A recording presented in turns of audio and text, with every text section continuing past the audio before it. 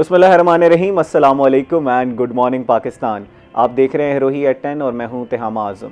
नाज़रीन, उम्मीद करते हैं कि आपके दिन का आगाज़ अच्छा हुआ होगा। नाज़रीन, मौसम की बात करें तो पिछले कई दिनों से मौसम बहुत ज़्यादा हार्श था, लेकिन अब 3-4 दिनों से सूरज जो है वो मुकम्मल अपनी आबोताब से चमक रहा है। जो बच्चों की जो छुट्टियों में इजाफा किया गया था उनके शायद मज़े लग गए हैं कि जैसे ही उनकी छुट्टियों का ऐलान किया गया तो मौसम बेहतर हो गया। लेकिन इसका मतलब ये नहीं है कि हमने एंजॉय करना स्टार्ट कर देना है और बद-एहतियाती करना शुरू कर देनी है। अपनी सेहत का उसी तरह ख्याल रखना है, उसी तरह गाइडलाइंस पर अमल करना है जो डॉक्टर्स की तरफ से और एडमिनिस्ट्रेशन की तरफ से हमें दी जा रही थी कि गर्म मलबूसात पहने और ज़्यादा से ज़्यादा कोशिश करनी है कि हम अपने घरों में रहें ताकि हम अपनी सेहत का हिफाजत कर सकें। नाज़रीन, आज के प्रोग्राम की तरफ चलते हैं। बाकायदा तौर पर आज हमने बहुत ही इंपॉर्टेंट स्टोरीज़ पे बात करनी है। आज दो मुख्तलिफ शोबों पे बात करेंगे। हमने एक तरफ एजुकेशन सेक्टर पे बात करनी है कि 5th जनरेशन का दौर है, आर्टिफिशियल इंटेलिजेंस का दौर है और उसका इम्पैक्ट हर शोबा है ज़िंदगी पे पड़ रहा है, लेकिन उसका इम्पैक्ट हमारे एजुकेशन सेक्टर पे कितना पड़ रहा है। तो इस पर तफसीलन गुफ्तगू करने के लिए हमारे साथ मुल्तान के मारूफ एजुकेशनिस्ट, ये मेरा फंबल कभी भी ख़त्म नहीं होगा, एजुकेशनिस्ट मोहम्मद अली शाह साहब मौजूद हैं। अस्सलाम वालेकुम sir, welcome to the show. Thank you. कैसे हैं सर, आप ठीक हैं? बेहतरीन, अल्लाह का शुक्र है, अल्हम्दुलिल्लाह। नाज़रीन, इन्हीं के साथ हमने बात करनी है एडमिनिस्ट्रेटिवली कि किस तरह के इकदाम उठाए जा रहे हैं, एडमिनिस्ट्रेशन का क्या क्या नए इकदाम उठा रही है। हम देख रहे हैं कि मुल्तान को खूबसूरत बनाया जा रहा है। मुल्तान के चौकों चौराहों की बात करें तो रेनोवेट किया जा रहा है, नए नए प्रोजेक्ट्स लॉन्च किए जा रहे हैं। कुछ नए प्रोजेक्ट्स का मज़ीद इजाफा हुआ है 2026 के आने के साथ ही। तो उनकी क्या डिटेल्स हैं, इस हवाले से तफसील आगाह करने के लिए हमारे साथ मौजूद हैं senior reporter Rohi TV Suhera Tariq साहिबा। जी अस्सलाम वालेकुम ma'am, welcome to the show. वालेकुम सलाम। कैसी हैं आप, ठीक हैं? मैं ठीक हूँ, आप कैसे हैं? अल्हम्दुलिल्लाह। मैम, अगर आप इजाज़त दें तो मैं शाह साहब से स्टार्ट करना चाहूँगा। ज़रूर। शाह जी, बताइएगा कि आर्टिफिशियल इंटेलिजेंस का दौर और हमारा एजुकेशन सिस्टम, एक तो बताइएगा कि हमारा एजुकेशन सिस्टम उसके साथ कोप अप कर रहा है या आज भी हम पुराने दौर में ही रह रहे हैं? जो हमारा फॉर्मल तालीमी निज़ाम है वो काफ़ी कंजर्वेटिव है और जिस तरह से एआई का दौर है तो एआई दरअसल आर्टिफिशियल इंटेलिजेंस है। तो आर्टिफिशियल इंटेलिजेंस को प्रोसेस करने के लिए ना बेसिक फंडामेंटल इंटेलिजेंस रिक्वायर्ड है। तो जहाँ पहले जहानत होगी तो वहाँ आर्टिफिशियल यानी मसनूई जहानत वहाँ फंक्शन करेगी जहाँ ऑलरेडी जहानत होगी। तो पहले तो हमें ये तय कर लेना चाहिए कि भाई जहानत का जो है उसको किस तरह से जो है पनपेगी और किस तरह से उसकी जो है डेवलपमेंट होगी स्टूडेंट्स में, एजुकेशन सिस्टम में जहानत की अक़दार कैसे मुरतब की जाएंगी। तो बेसिक फंडामेंटल जहानत के लिए कुछ एसेंशियल स्किल्स हैं, बच्चों के लिए बेसिक एजुकेशन है। तो जब एक स्टूडेंट के पास, एक तालिब इल्म के पास बुनियादी तालीम होगी तो ही आर्टिफिशियल इंटेलिजेंस, मसनूई जहानत उसके लिए कारआमद होगी। तो हमारे सिस्टम में जो बेसिक फंडामेंटल सिस्टम है हमारा फॉर्मल एजुकेशन का, या जिसको हम रिवायती एजुकेशन कहते हैं, वो बुनियादी एजुकेशन तक तो ठीक है। उसमें बच्चों के लिए, उनकी लर्निंग के लिए उनको बेसिक लैंग्वेज स्किल्स, उनके मैथमेटिक्स स्किल्स उनके जो है वो हम इम्पार्ट कर रहे हैं।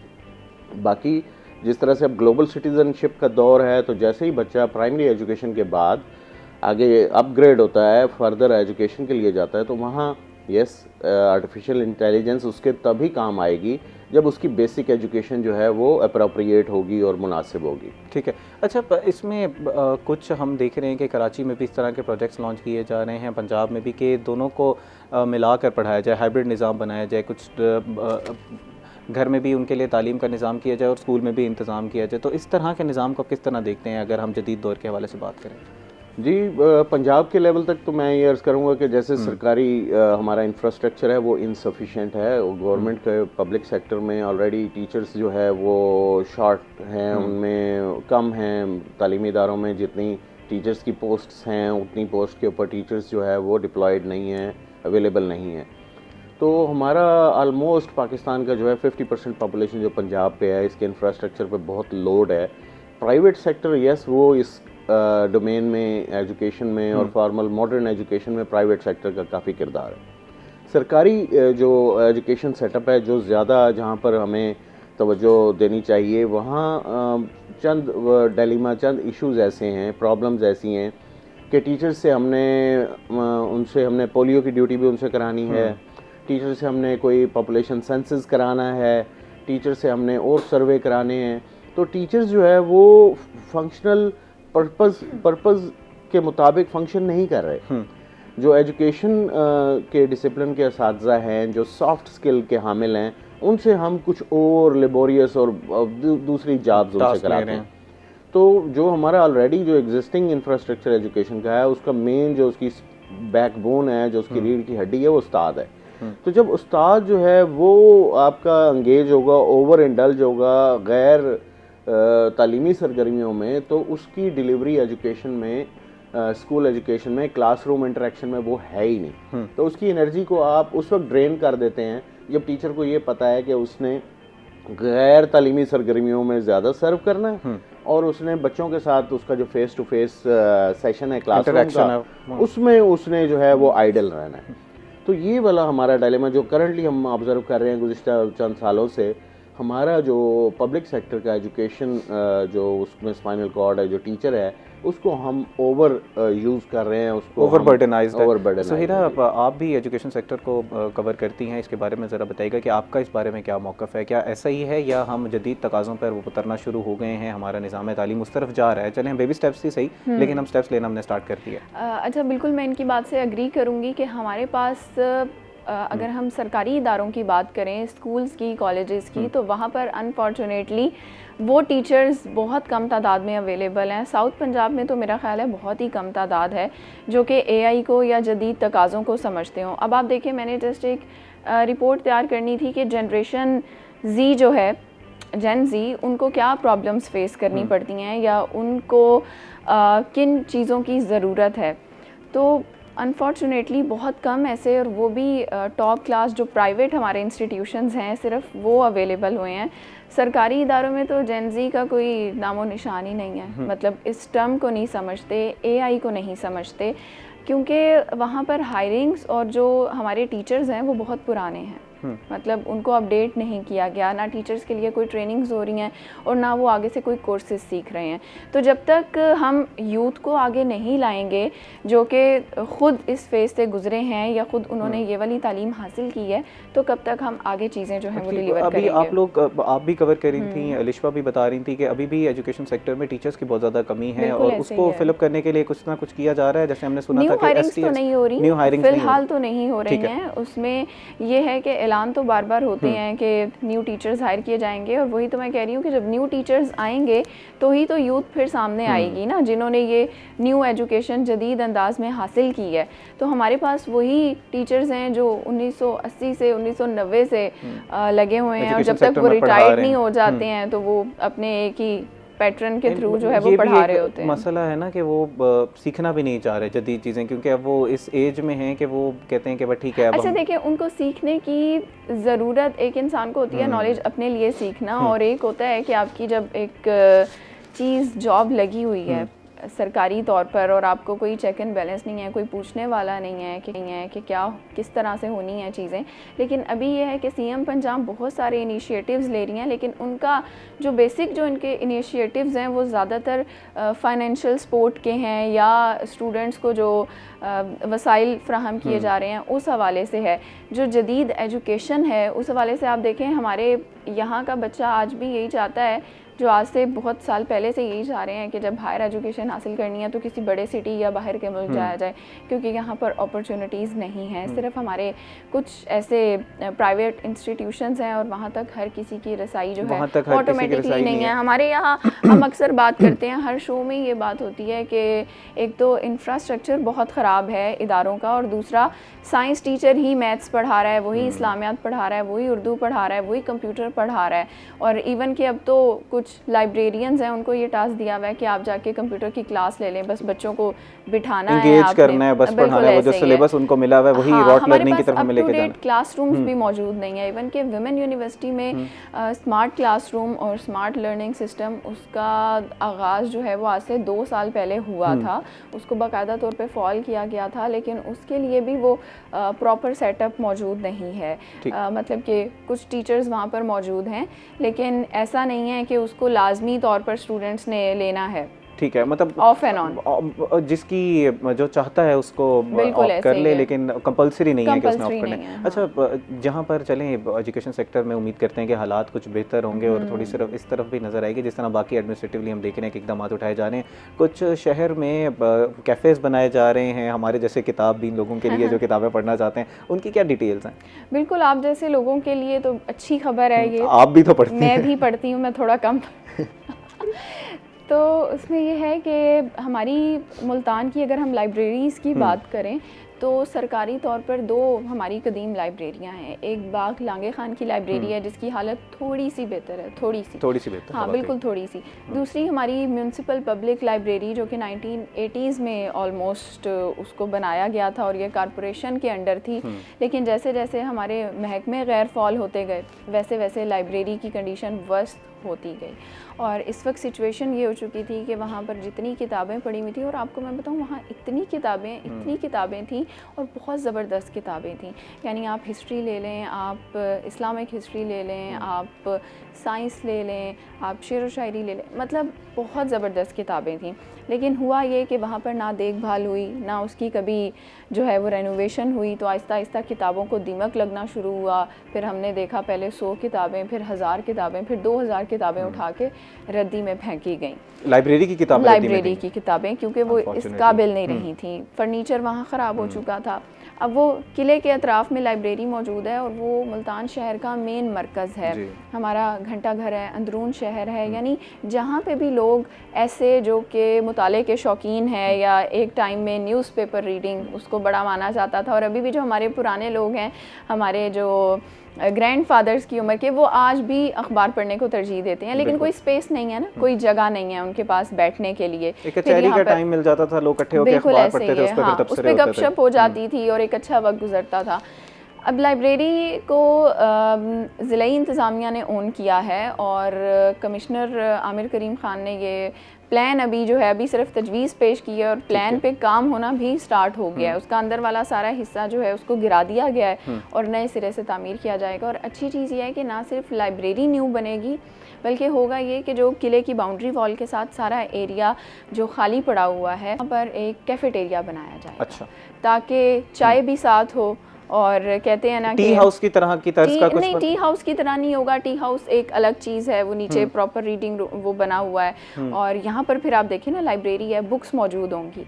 जस्ट चाय का कॉन्सेप्ट दिया गया है, कुछ यानी कि रीडिंग रूम कैफ़े जिसे कह सकते हैं हम, वो बनाया जाएगा। कैफ़े बनाया जा रहा है बुक लवर्स के लिए।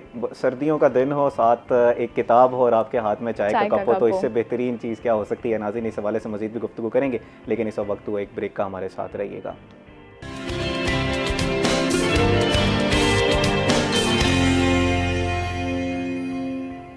वेलकम बैक नाज़रीन। ब्रेक से पहले हम बात कर रहे थे बुक लवर्स के हवाले से जो कैफ़े बनाया गया है। उम्मीद करते हैं कि जल्द अज जल्द ये कंप्लीट होगा प्रोजेक्ट और लिंगर ऑन नहीं करेगा, जिस तरह हमारे दीगर प्रोजेक्ट्स लिंगर ऑन करना स्टार्ट कर देते हैं। एक दफ़ा काम स्टार्ट किया जाता है लेकिन उसको पाए तकमील तक नहीं पहुँचाया जाता। एजुकेशन सेक्टर के हवाले से भी हम बात कर रहे थे कि आर्टिफिशियल इंटेलिजेंस का दौर है, लेकिन हमारा एजुकेशन सेक्टर उसको उस तरह कोप अप नहीं कर पा रहा। दुनिया बहुत ज़्यादा तेज़ी से जदीद होती जा रही है, उसमें नई से नई चीज़ें आती जा रही हैं, हमारे एजुकेशन सेक्टर में उस तरह की चीज़ें नहीं आ रही।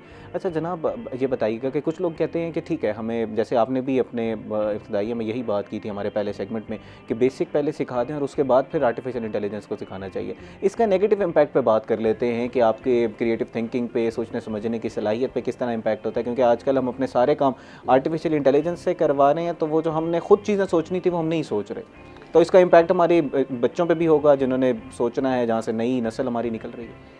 तो मैं इस बात को मैं थोड़ा सा आपको डिडक्टिव पहलू से बताऊंगा कि अगर हम चाहते हैं कि हमारे पास हमारी नई जनरेशन में इंजीनियर्स आएँ, तो फंडामेंटल हमें बेसिक उनको पहले थोड़ा सा मैथ्स पढ़ाना है जी। फिर हमें उन्हें ज्योमेट्री, अलजबरा कुछ थोड़ा सा उनको आना चाहिए। इसी तरह उनको फिज़िक्स की कुछ बेसिक्स, उनको असूल का पता होना चाहिए, थोड़ा सा मेटलर्जी के बारे में और उनकी जो है चीज़ों की और कंकरेंट आजकल कंटेम्प्रेरी क्या चल रहा है, दुनिया के अंदर क्या हो रहा है। इंजीनियरिंग के लिए आपने एक बेसिक क्वालिफिकेशन देंगे, उसके बाद वो AI और रोबोटिक्स और दिस एंड दैट इस तरफ जा सकते हैं। तो कैरियर पाथ की ओरिएंटेशन जो है ये आफ्टर बेसिक एजुकेशन के बाद हमने अपने स्टूडेंट्स में इनकलकेट करनी है। अनफॉर्चुनेटली हमारे पास जो मेन जो चीज़ है जिसको हम लर्नर सेंटर्ड समझते हैं वो नहीं है। तो हमें स्टूडेंट्स की जो एबिलिटीज़ हैं दे आर डिफरेंटली एबल्ड, तो उन बच्चों के लिए जो इंडिविजुअली जो उनकी एबिलिटीज़ हैं उनको कॉप अप करने के लिए, उनको मोटिवेट करने के लिए टीचर्स का फुकदान है, जो प्रोफेशनल टीचर्स हैं। आप देखते होंगे कि हर जगह पर एप्टीट्यूड टेस्ट हो रहा है, लीगल एप्टीट्यूड टेस्ट हो रहा है, ये टेस्ट हो रहा है।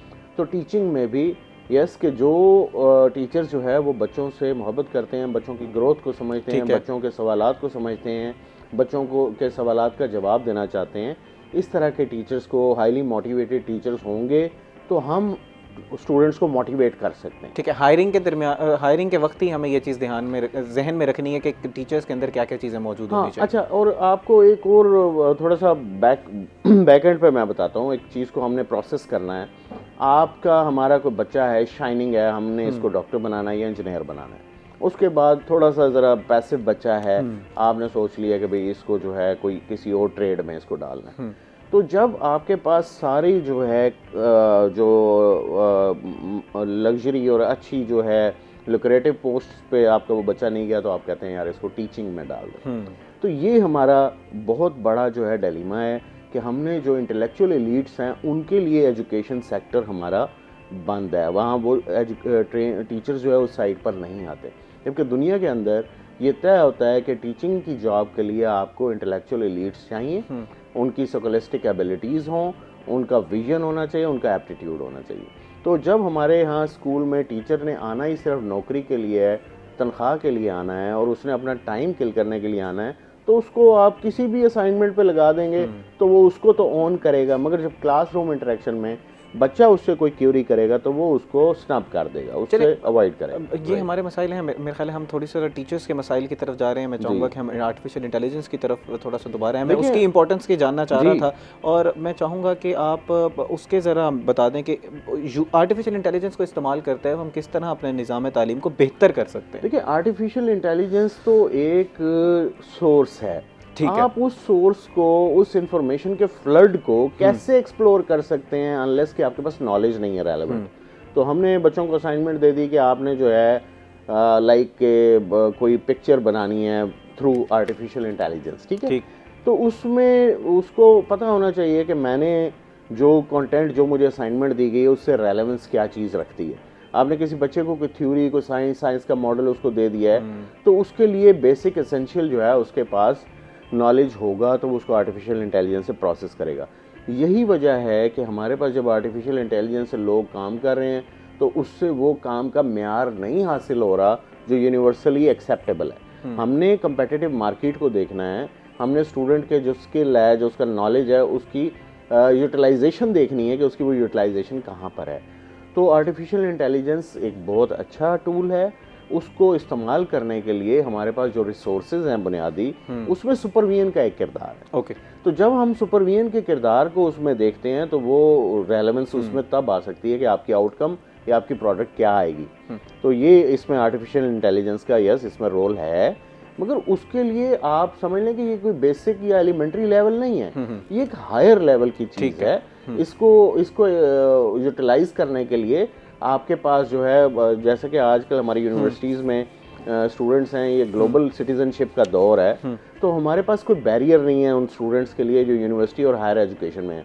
जब आप प्राइमरी और मिडिल स्टैंडर्ड के स्टूडेंट्स को कहेंगे कि वो आर्टिफिशियल इंटेलिजेंस को यूटिलाइज करें, तो वो उसको उस वक्त तक प्रोसेस नहीं कर सकते जब तक उनका एक्सपोजर नहीं होगा। और उस एक्सपोजर के लिए जो जिनसे उनकी इमिटेशन या आमोजिश हो रही है, वो एनवायरनमेंट हम उनको दे रहे हैं, तो उस इन्वायरमेंट के बगैर हम उस चीज़ को अपलिफ्ट नहीं कर सकते जिसको हम आर्टिफिशियल इंटेलिजेंस के सम्राट हमें वैसे नहीं मिल सकते। ठीक है, हम लोगों को बेसिक पहले बच्चों को सिखाने की ज़रूरत है और उसके बाद आर्टिफिशियल इंटेलिजेंस को इम्प्लीमेंट करने की ज़रूरत है, और फिर उसको सिखाने के लिए जो टीचर्स चाहिए उनके भी रिसोर्स को कुछ बेहतर करने की ज़रूरत है। इस पर मजीद भी गुफ्तगू करते हैं। सुहेरा हमारे साथ मौजूद है। सुहेरा, माजूर अफराद के लिए 2026 में नए प्रोजेक्ट्स लॉन्च किए जा रहे हैं, पर्सन जो डिफरेंटली एबल हैं हमारे अफराद, उनके लिए क्या क्या प्रोजेक्ट्स अरेंज कर रही है 2026 में?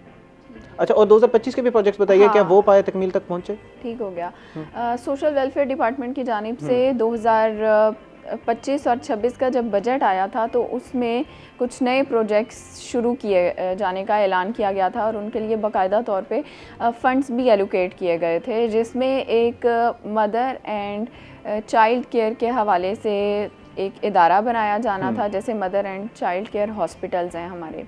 उसके अलावा एक नाम था सुख दा वेड़ा। ये एक टर्म थी कि जैसे आपने देखा होगा कोर्ट में आजकल डिवोर्स के केसेस बहुत ज़्यादा आ रहे हैं, कोई एज सच काउंसलिंग नहीं होती है, कोई लॉयर अपने थ्रू अगर काउंसलिंग पेश करना चाहे तो ठीक है, वरना केस आया, ना किसी से बात की, ना सुलह सफाई हुई, सीधा डिवोर्स हो गई। डिवोर्स रेशो बहुत ज़्यादा बढ़ रही है, तो उस चीज़ को ख़त्म करने के लिए और सुलह सफाई करने के लिए कि दो पार्टीज़ हैं, यानी एक हस्बैंड की तरफ से और एक वाइफ की तरफ से, तो उन दोनों को अगर वो डिवोर्स लेना चाहते हैं, उन्होंने कोई केस फाइल कर दिया है, तो पहले उनको देखा जाएगा कि आया कि यहाँ पर गुंजाइश है कोई सुलह सफाई की। तो फिर सुख दा वेड़ा का मकसद ये था कि वहाँ पर उन दोनों मतलब फ्रीकैन के लिए रिहाइश भी होगी और प्रॉपर काउंसलिंग का सेटअप लगाया जाएगा, जिसमें उनको कुछ दिन दिए जाएंगे कि आप लोग साथ रह के देखें या बात करके देखें, या उनके जो काउंसलर्स होंगे वो देखेंगे कि इनके दरमियान सुलह हो सकती है या नहीं हो सकती। क्योंकि आपको पता है जब इस तरह के केसेस होते हैं तो फिर बच्चे बहुत ज़्यादा सफ़र होते हैं स्पेशली, या फीमेल्स के लिए भी आगे की ज़िंदगी जो है वो काफ़ी डिफ़िकल्ट हो जाती है। तो उस चीज़ को ख़त्म करने के लिए और डिवोर्स रेशो को कम करने के लिए ये प्रोजेक्ट शुरू किया जाना था। इसके लिए कोई 2 मिलियन के करीब जो है मेरा ख़्याल है कि फ़ंड्स एलोकेट भी किए गए थे, और प्रॉपर मतीतल वाली साइड पे डिपार्टमेंट के पास जगह भी खाली पड़ी हुई है जहाँ पर ये प्रोजेक्ट लॉन्च किया जाना था, लेकिन अभी तक वहाँ पर पहली ईंट भी नहीं रखी गई। मतलब ये प्रोजेक्ट जो है वो अभी सिर्फ कागजात की हद तक महदूद है। इसके अलावा एक और प्रोजेक्ट शुरू किया जाना था जिसे नशेमन का नाम दिया गया है। नशेमन वो इदारा है जहाँ पर पर्सन विद डिसेबिलिटीज़ जो हैं, जो हमारे जहनी तौर पर नहीं सिर्फ जिस्मानी तौर पर जो माजूर अफराद हैं, और वो भी वो जो कि फ़िट टू वर्क हैं। एक होते हैं नॉन फिट टू वर्क जो कि बिल्कुल भी कोई काम नहीं कर सकते, वो अपने घर से, अपनी चारदीवारी से, अपने बेड से नीचे भी नहीं उतर सकते, तो फिर वो कोई काम नहीं कर सकते। कुछ ऐसे होते हैं जो व्हील चेयर के थ्रू, बैसाखी के थ्रू या किसी ना किसी तरह अपनी जगह पर पहुंच जाते हैं और कोई ना कोई जॉब कर लेते हैं। तो उसके लिए क्राइटेरिया ये था कि तालीम की कोई ऐसा ज़रूरत नहीं है, कोई वो हुनर सीखना चाहते हैं तो उनके लिए ये इदारा बनाया जाना था। और ये इदारा भी पाया तकमील तक पहुंचना था, फरवरी के स्टार्ट में इसको लॉन्च हो जाना था, लेकिन अभी भी वहाँ पर वर्किंग चल रही है, स्टाफ की हायरिंग चल रही है। और ये मैं आपको बता रही थी कि प्रोग्राम इसलिए जल्दी पाया तकमील तक पहुँचा है क्योंकि ऑलरेडी एक बिल्डिंग मौजूद थी मुल्तान में बच्चों के लिए एक इदारा बनाया हुआ था जिसे गहवारा सेंटर कहते हैं, जहाँ पर नौमौलूद लावारिस बच्चे उनको रखा जाता था। लेकिन उस तरह से सेटअप, उस तरह से चीज़ें नहीं चली, तो फिर उस इदारे को 2022 में बंद किया गया था और 3 साल वो बिल्डिंग ज़ाया होती रही है, किसी चीज़ में उसको यूटिलाइज़ नहीं किया गया। फिर सोचा गया कि माजूर अफराद का इदारा, चूँकि मुल्तान में कोई नहीं है जहाँ पर उनको कोई काम सिखाया जाए, उनको कोई हुनर दिया जाए, उनको जॉब्स दी जाएँ। प्राइवेट तौर पर कुछ NGOs हैं जिन्होंने ये सेटअप शुरू किया है, तो उसी चीज़ को देखते हुए अब ये नशेमन यहाँ पर बनाया जा रहा है। स्टाफ की हायरिंग के बाद प्रॉपर जो फिर माजूर अफराद हैं, अगर वो देख रहे हैं अप्लाई करने के लिए जाना चाहते हैं, बतौर ट्रेनर जाना चाहते हैं या सीखने के लिए जाना चाहते हैं, तो ज़रूर सोशल वेलफेयर डिपार्टमेंट जाएं और अपनी रजिस्ट्रेशन जो है वो आज ही करवाएं। ठीक है। अच्छा, इस पे मैं चाहूँगा कि आप अपना तज्ज़िया भी दें कि जैसे अभी आपने रिपोर्ट पेश की कि काफ़ी ज़्यादा प्रोजेक्ट्स लॉन्च किए जा रहे हैं, आपका अपना क्या तजर्बा है कि ये पाए तकमील तक पहुँचेंगे या ये भी प्रोजेक्ट डिले का शिकार हो जाएंगे? तो इस पर ज़रा बताइएगा तफसीलन। नाज़रीन, इस वक्त हुआ एक ब्रेक का, हमारे साथ रहिएगा।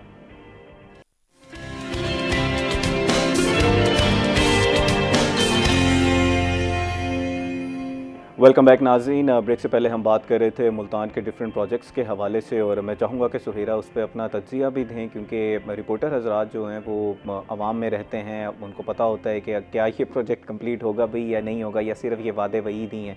तो इस पर तफसीलन मज़ीद भी गुफ्तगू करते हैं, लेकिन मोहम्मद अली शाह साहब हमारे साथ मौजूद हैं। शाह साहब, हम बात कर रहे थे आर्टिफिशियल इंटेलिजेंस किस तरह बेनिफिशियल हो सकता है, how it can be a boon for education sector. मुझे ये बताइएगा कि अब हमने प्रैक्टिकल स्टेप्स की तरफ मूव करना है, कौन से इस तरह के हम स्टेप्स ले सकते हैं जिससे इस आर्टिफिशियल इंटेलिजेंस को इस्तेमाल करते हुए हम अपने सिस्टम को बेहतर कर सकते हैं, क्योंकि बेहतरी की तरफ भी जाना है ना, आप जैसे लोग ही मशवरे देंगे एडमिनिस्ट्रेशन को। जी, हमने एडमिनिस्ट्रेशन के हवाले से जो है कुछ बातें पहले भी की हैं। तो डेफिनेटली जब आप किसी इंटरमीडिएट लेवल के स्टूडेंट्स को असाइनमेंट देंगे कि आपने एक कन्वेंशनल एक वो वर्क कर रहे हैं, उस पे उन्होंने आर्टिफिशियल इंटेलिजेंस का इस्तेमाल करना है। ओके। तो उसके लिए हमारे पास जो रिसोर्सेज और इंफ्रास्ट्रक्चर रिक्वायर्ड है वो हमें हमारी एडमिनिस्ट्रेशन को चाहिए कि वो उनको वो फुलफिल करे उसके मुताबिक, और उसके साथ जो है उनकी जो आउटकम है, जो वो प्रेजेंटेशंस देते हैं, उनमें उनका रेगुलर कंपटीशन अरेंज करें। हमारे यहाँ कॉलेजेस लेवल के ऊपर इंटर कॉलेजिएट जो है लेवल के ऊपर एआई से रिलेटेड बच्चों की परफॉर्मेंस और प्रोग्रेस की रेगुलर कुछ कंपटीशंस अरेंज होने चाहिए। जिस तरह हमारे पास एक जो मदर कोर है वो एक उसका board of intermediate secondary education का आप समझ सकते हैं बोर्ड है, इस तरह कॉलेजेस का डायरेक्टरेट है। इनको चाहिए कि मुख्तलिफ कॉलेजेस में टीन एजर्स के लिए और मुख्तलिफ एज ग्रुप्स के लिए कंटिन्यूस जो है वो इवेंट्स अरेंज करें जिसमें वो आर्टिफिशियल इंटेलिजेंस से अपनी प्रोग्रेस दिखाएं। अच्छा, इससे पहले हम लोग टीचर्स के बारे में बात कर रहे थे कि जो हमारा जिन्होंने सिखाना है उनको भी तो सिखाने की ज़रूरत है, तो उनके लिए कोई ऐसा प्रोग्राम नहीं लॉन्च करना चाहिए जिससे टीचर्स ट्रेनिंग कराई जाए, जहाँ पर जब टीचर्स ट्रेनिंग के लिए जाते हैं तो वहाँ पर आर्टिफिशियल इंटेलिजेंस थोड़ा सा सिखाया जाए उन्हें? देखिए, जब क्योंकि जिम्मेदारी तो सिर्फ कंप्यूटर साइंस के टीचर की नहीं है, अब तो हर शोबा है ज़िंदगी में आर्टिफिशियल इंटेलिजेंस यूज़ हो रहा है। डेफिनेटली जब आप एक ट्रेन टीचर की बात करते हैं, उसमें बीए टीचर्स हैं या एमएड हैं, उसमें एक कंपोनेंट होता है जिसको कहते हैं information and communication technologies. Okay. उसमें डेफिनेटली टेक्नोलॉजी का इस्तेमाल जो है वो एजुकेशन को अपलिफ्ट करने के लिए वो टीचर्स पढ़ते हैं, उनको ओरिएंटेशन होती है। अब उसका इस्तेमाल जो है कंटेम्प्रेरी जो हमने एनवायरनमेंट में करना है, वहाँ पर हमने एक सपोज एक बच्चे को असाइनमेंट दी है कि आपने एक गार्डन को डिज़ाइन करना है। तो वो बच्चा जब आर्टिफिशियल इंटेलिजेंस से एक गिवन एरिया के ऊपर एक गार्डन डिज़ाइन करेगा, उसमें उसको पता है कि मैंने फ्लोरा कल्चर कैसा बनाना है, वहाँ पे मैंने एनिमल्स के लिए, जानवरों के लिए कैसी जगह रखनी है, इंसानों के आने के लिए पेवमेंट कैसा होना चाहिए, स्टेयरकेस कैसा होना चाहिए, पानी का इरिगेशन का सिस्टम कैसा होना चाहिए। तो ये चीज़ें आप जानते हैं, कुछ अच्छे जो वसाइल जिन लोगों के पास हैं वो अपने बच्चों को वीडियो गेम्स पे और मुख्तलिफ ऐप्स के ज़रिए वो लोग ये बच्चों को इमिटेट करते हैं। अब उस बच्चे की इमिटेशन तो हम वर्चुअली तो दे रहे हैं, अगर प्रैक्टिकली और एक्सपोजर हम उस बच्चे को देंगे कि वो किसी अच्छी सैरगाह का, किसी अच्छे गार्डन का, किसी का मुआयना करेगा, मुशाहिदा करेगा, तो वो आर्टिफिशियल इंटेलिजेंस से बेहतर डिज़ाइन आपको दे पाएगा। ओके, ठीक है, वेरी इंपॉर्टेंट। हाँ जी, इस तरह जब हम किसी बच्चे को कहते हैं कि आप ट्रैवल करते हैं मुख्तलिफ बस स्टेशन से और आपने एक अच्छे बस स्टेशन का टर्मिनल का डिज़ाइन करना है आर्टिफिशियल इंटेलिजेंस से, तो ये बच्चे उस तरह करेंगे जितना उनका एक्सपोजर होगा, तो उससे बेहतर चीज़ें लाएंगे। तो हमारे यहाँ इंटर कॉलेजिएट लेवल पे आई थिंक सो कि हमारी मैनेजमेंट को, एडमिनिस्ट्रेशन को चाहिए कि वो इसका टेक्नोलॉजी का ज़्यादा से ज़्यादा इस्तेमाल और फ़रोग के लिए बच्चों में जो है वो कंपटीशंस को ऑर्गेनाइज़ करे, डिस्ट्रिक्ट लेवल पे हों, तहसील लेवल पे हों। इंटर स्कूल्स तो चलें, एक क्लासरूम एक्टिविटी में बच्चे इंटरेक्टिव पार्टिसिपेट करते हैं, मगर इदारों के माबैन भी जब ये कंपटीशन होगा और उस कंपटीशन की जो परफॉर्मेंस है वो जब देखने वालों के सामने, ऑडियंस के सामने आएगी, तो वो भी इससे मोटिवेट होंगे और वो अपने बच्चों को ज़्यादा से ज़्यादा जो है वो मज़ीद जो है वो मॉडर्न और आर्टिफिशियल इनोवेटिव चीज़ों की तरफ उनको माइल करेंगे। अच्छा, इसमें पेरेंट्स की क्या रिस्पॉन्सिबिलिटी है? जैसे अभी आपने पेरेंट्स का थोड़ा सा जिक्र भी किया। एक बच्चा है जो अब तो उसने स्कूल जाना स्टार्ट करना है। मेरे वालिद साहब के मैं अपना एनेक्डोट शेयर कर देता हूँ। शुरू में वो कहते थे कि पहाड़े याद करें, हम कहते थे बाबा कैलकुलेटर आ गया तो हम क्यों टेबल्स याद करें, मैट्रिक तक में भी बात करें, तो लेकिन ज़बरदस्ती हमें याद कराए गए, हमें टेबल्स हमने याद किए। इसमें पेरेंट्स की कितनी रिस्पॉन्सिबिलिटी है कि वो एक तो घरों में भी आर्टिफिशियल इंटेलिजेंस को लेके आएँ, ज़रा बच्चों को यूज़ कराना शुरू करें, आजकल जैसे छुट्टियाँ चल रही हैं। जी, ये आपके वालिद साहब नहीं, हमारे भी वालिद साहब और हम भी जिनके वालिद साहब हैं, हम भी उन्हें यही कहेंगे कि पहाड़े याद, बल्कि मैं अभी रिसेंटली मैंने किसी बुजुर्ग हैं, एक ऑडिटर हैं, रिटायर्ड और सीनियर ऑडिटर हैं, उनको मैंने एक बिल किया तो उसमें मैंने कोई 10-15 हज़ार रुपये का फ़र्क आ गया। तो उन्होंने मुझे ज़बानी समझा दिया तो मुझे समझ आई। तब उनका कहना ये था कि हम ये जो जिन लोगों ने दिल का अलजबरा पढ़ा होगा, हमारे से 50-100 साल पुरानी बात है, 1925 का एक डॉक्ट्राइन है दिल का अलजबरा। अच्छा, जब 1925 और आज हम 2026 में बैठे हैं तो 100 साल पुरानी एक डॉक्ट्राइन है कि जिसको मैथमेटिकल थिंकिंग नहीं आती, वो डाटा प्रोसेस करने में वो कहीं ना कहीं वो शाये है, बिल्कुल उसकी वो कॉम्पिटेंस और ग्रिप ही नहीं। तो एक तो mathematical thinking, mathematics is the mother of all sciences, बिल्कुल। इसी तरह mathematics is the mother of computer sciences, वही से 0-1 वही है, बेस वही है। वही बेस है। तो जब तक हमारे बच्चों को एसेंशियल बेसिक, जैसे मैंने अर्ज किया आपको पहले, कि बेसिक एजुकेशन में बच्चों को हमने पढ़ाना है, इंजीनियर को भी बेसिक मैथ्स, अलजेब्रा, ज्योमेट्री आनी चाहिए, इसी तरह कंप्यूटर यूजर को और कंप्यूटर से कोई कंप्यूटर इंजीनियर्स को, और आने वाला दौर जो क्योंकि मॉडर्न एज है, आर्टिफिशियल इंटेलिजेंस है, तो बैक एंड पे आपका जो डाटा प्रोसेसिंग है वो मैथमेटिकल है। कंप्यूटर कुछ नहीं है सिवाय एक इंसानी जहन की पिक्चर की। तो जब हम कंप्यूटर की बात कर रहे हैं तो उसके पीछे इंसान का जहन जितना ब्रॉड होगा, जितनी उसकी मेमोरी ज़्यादा होगी, उतना ही ज़्यादा जो है इंसान डाटा को और कम्युनिकेशन को और परफॉर्मेंस को जो है डिलीवर कर सकता है। सुहेरा, मैं चाहूँगा कि हम लोग जिस हवाले से बात कर रहे थे कि डिफरेंट प्रोजेक्ट्स लॉन्च किए जा रहे हैं, सभी तक पाए तकमील तक नहीं पहुँचे, लेकिन अभी फिर दोबारा कुछ नए प्रोजेक्ट लॉन्च कर दिए गए हैं, ख़ास तौर पर पर्सन विद डिसेबिलिटीज़ के लिए। उस हवाले से ज़रा आपका अपना क्या तज्जिया है? क्या ये मुकम्मल हो पाएंगे या आपको लगता है कि ये भी डिले का शिकार हो जाएंगे? हमारे पास जो है, अगर मैं बीइंग आ रिपोर्टर बात करूं, तो हम लोग डिफरेंट गवर्नमेंट के प्रोजेक्ट्स को बड़ा करीब से देख रहे होते हैं, और जब वो लॉन्च हो रहे होते हैं, उनके लॉन्च होने से लेकर उनके पाया तकमील तक पहुंचने तक एक एक लम्हे की रिपोर्टिंग कर रहे होते हैं, एक एक लम्हे को रिकॉर्ड कर रहे होते हैं। तो उसमें ये है कि हमारे पास 99% ऐसे प्रोजेक्ट्स होते हैं जो लॉन्च होने की जो डेट होती है उससे बहुत ज़्यादा आगे एक्सटेंड हो जाते हैं। फॉर एग्जांपल, आप मुल्तान का म्यूज़ियम देख लें, ये मुल्तान का बहुत बड़ा प्रोजेक्ट था। 2020 या 21 में ये स्टार्ट हुआ था और आज तक ये कंप्लीट नहीं हुआ है। इसकी डेट जो है, डेडलाइन जून 2022 पहले रखी गई, फिर जून 2023 रखी गई। अब तो वॉल्ट सिटी ने ले लिया है ना ये प्रोजेक्ट। अब उसको वॉल्ट सिटी ने टेक अप कर लिया है। पहले आसारे कदीमा के पास ये था, और जो हमारे SDO आसारे कदीमा थे, ग़ुलाम मोहम्मद साहब, उन्होंने बड़ी कोशिश की थी और बड़ी काविश की थी। अब तो उनको रिटायर्ड हुए भी तकरीबन 4 से 5 साल हो चुके हैं। मुल्तान में म्यूज़ियम कोई नहीं था। अब म्यूज़ियम आप देखें कि उसका 80% वर्क कंप्लीट हो चुका है, सिर्फ वहाँ पर पार्किंग बन रही है और जो चीज़ें फिनिशिंग हैं वो करनी है। 3 दफ़ा ये प्रोजेक्ट बीच में स्टॉप हो चुका है। इसके सारे के सारे फंड्स जारी हो चुके थे। तो ये एक मैं एग्जांपल के लिए बात कर रही हूँ कि जब चीज़ें बड़ा स्मूथली चल रही होती हैं, लेकिन बीच में कहीं ना कहीं वो चीज़ें स्टॉप हो जाती हैं, क्योंकि बीच में फिर ज़ाहिर आपको पता है इलेक्शंस भी हुए थे, गवर्नमेंट भी चेंज हुई थी, फिर हाँ बिल्कुल ऐसे ही है। और ऑलरेडी एक प्रोजेक्ट चल रहा होता है, उसी के बीच में 2 से 3 प्रोजेक्ट्स लॉन्च कर दिए जाते हैं। तो वो पहले वाली चीज़ को पाया तकमील तक पहुंचने से पहले ही जब चीज़ें आगे पीछे हो जाती हैं, बहुत दफ़ा ऐसे होता है कि स्टाफ चेंज हो जाता है, जो हायर अथॉरिटीज़ होती हैं वो रिटायर्ड हो जाती हैं, और नए आने वाले लोगों को चीज़ें समझने और प्रोजेक्ट को उसी तरह से स्मूथली लेकर चलने में बड़ी प्रॉब्लम्स आ रही होती हैं।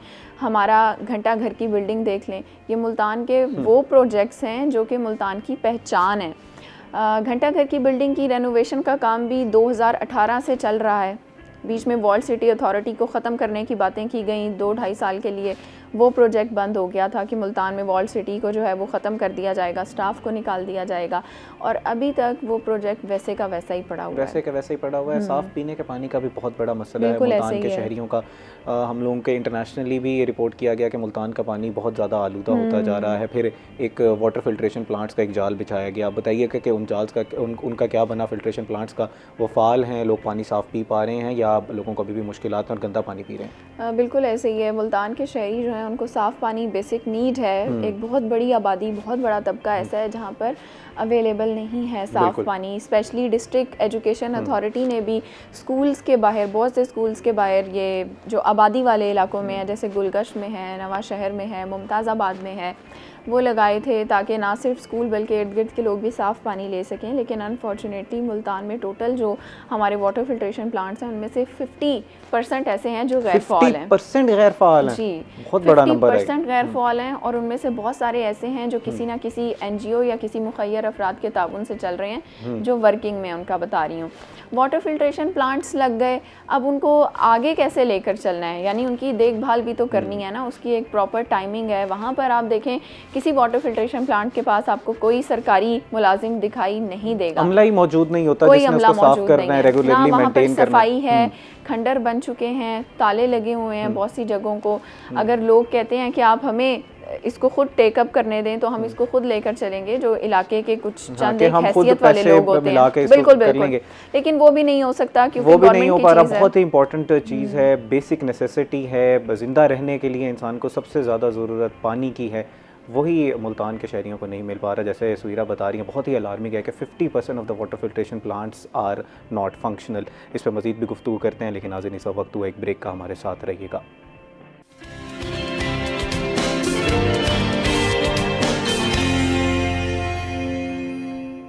वेलकम बैक नाजरीन। ब्रेक से पहले हम बहुत ही अलार्मिंग सिचुएशन के ऊपर गुफ्तगू कर रहे थे कि तकरीबन निस्फ से ज़्यादा हमारे मुल्तान के अगर हम बात करें तो मुल्तान के जो फिल्ट्रेशन प्लांट्स हैं वो गैर फ़ाल हैं। सुहीरा, अब इसको बेहतर करने के लिए कोई प्रोजेक्ट लाया जा रहा है या इंतज़ामिया बिल्कुल इस तरफ देख ही नहीं रही? कल ही बिल्कुल हमने इस पर स्टोरी की है कि वासा के पास तकरीबन 65 प्लांट्स थे जो कि तकरीबन ही, जैसे मैंने कहा, 50% गैर फ़ाल हैं। अब वो आप पाक अथॉरिटी को दे दिए गए हैं। तो उसमें ये है कि दोनों आप पाक अथॉरिटी जो नई अथॉरिटी बनाएगी जी बिल्कुल ऐसे ही है। तो वो ये कहते हैं कि जब तक वासा हमारे हैंड ओवर प्रॉपर तौर पे नहीं करेगा तो हम चीज़ों को लेकर नहीं चल सकते। पकड़ानी है उनको?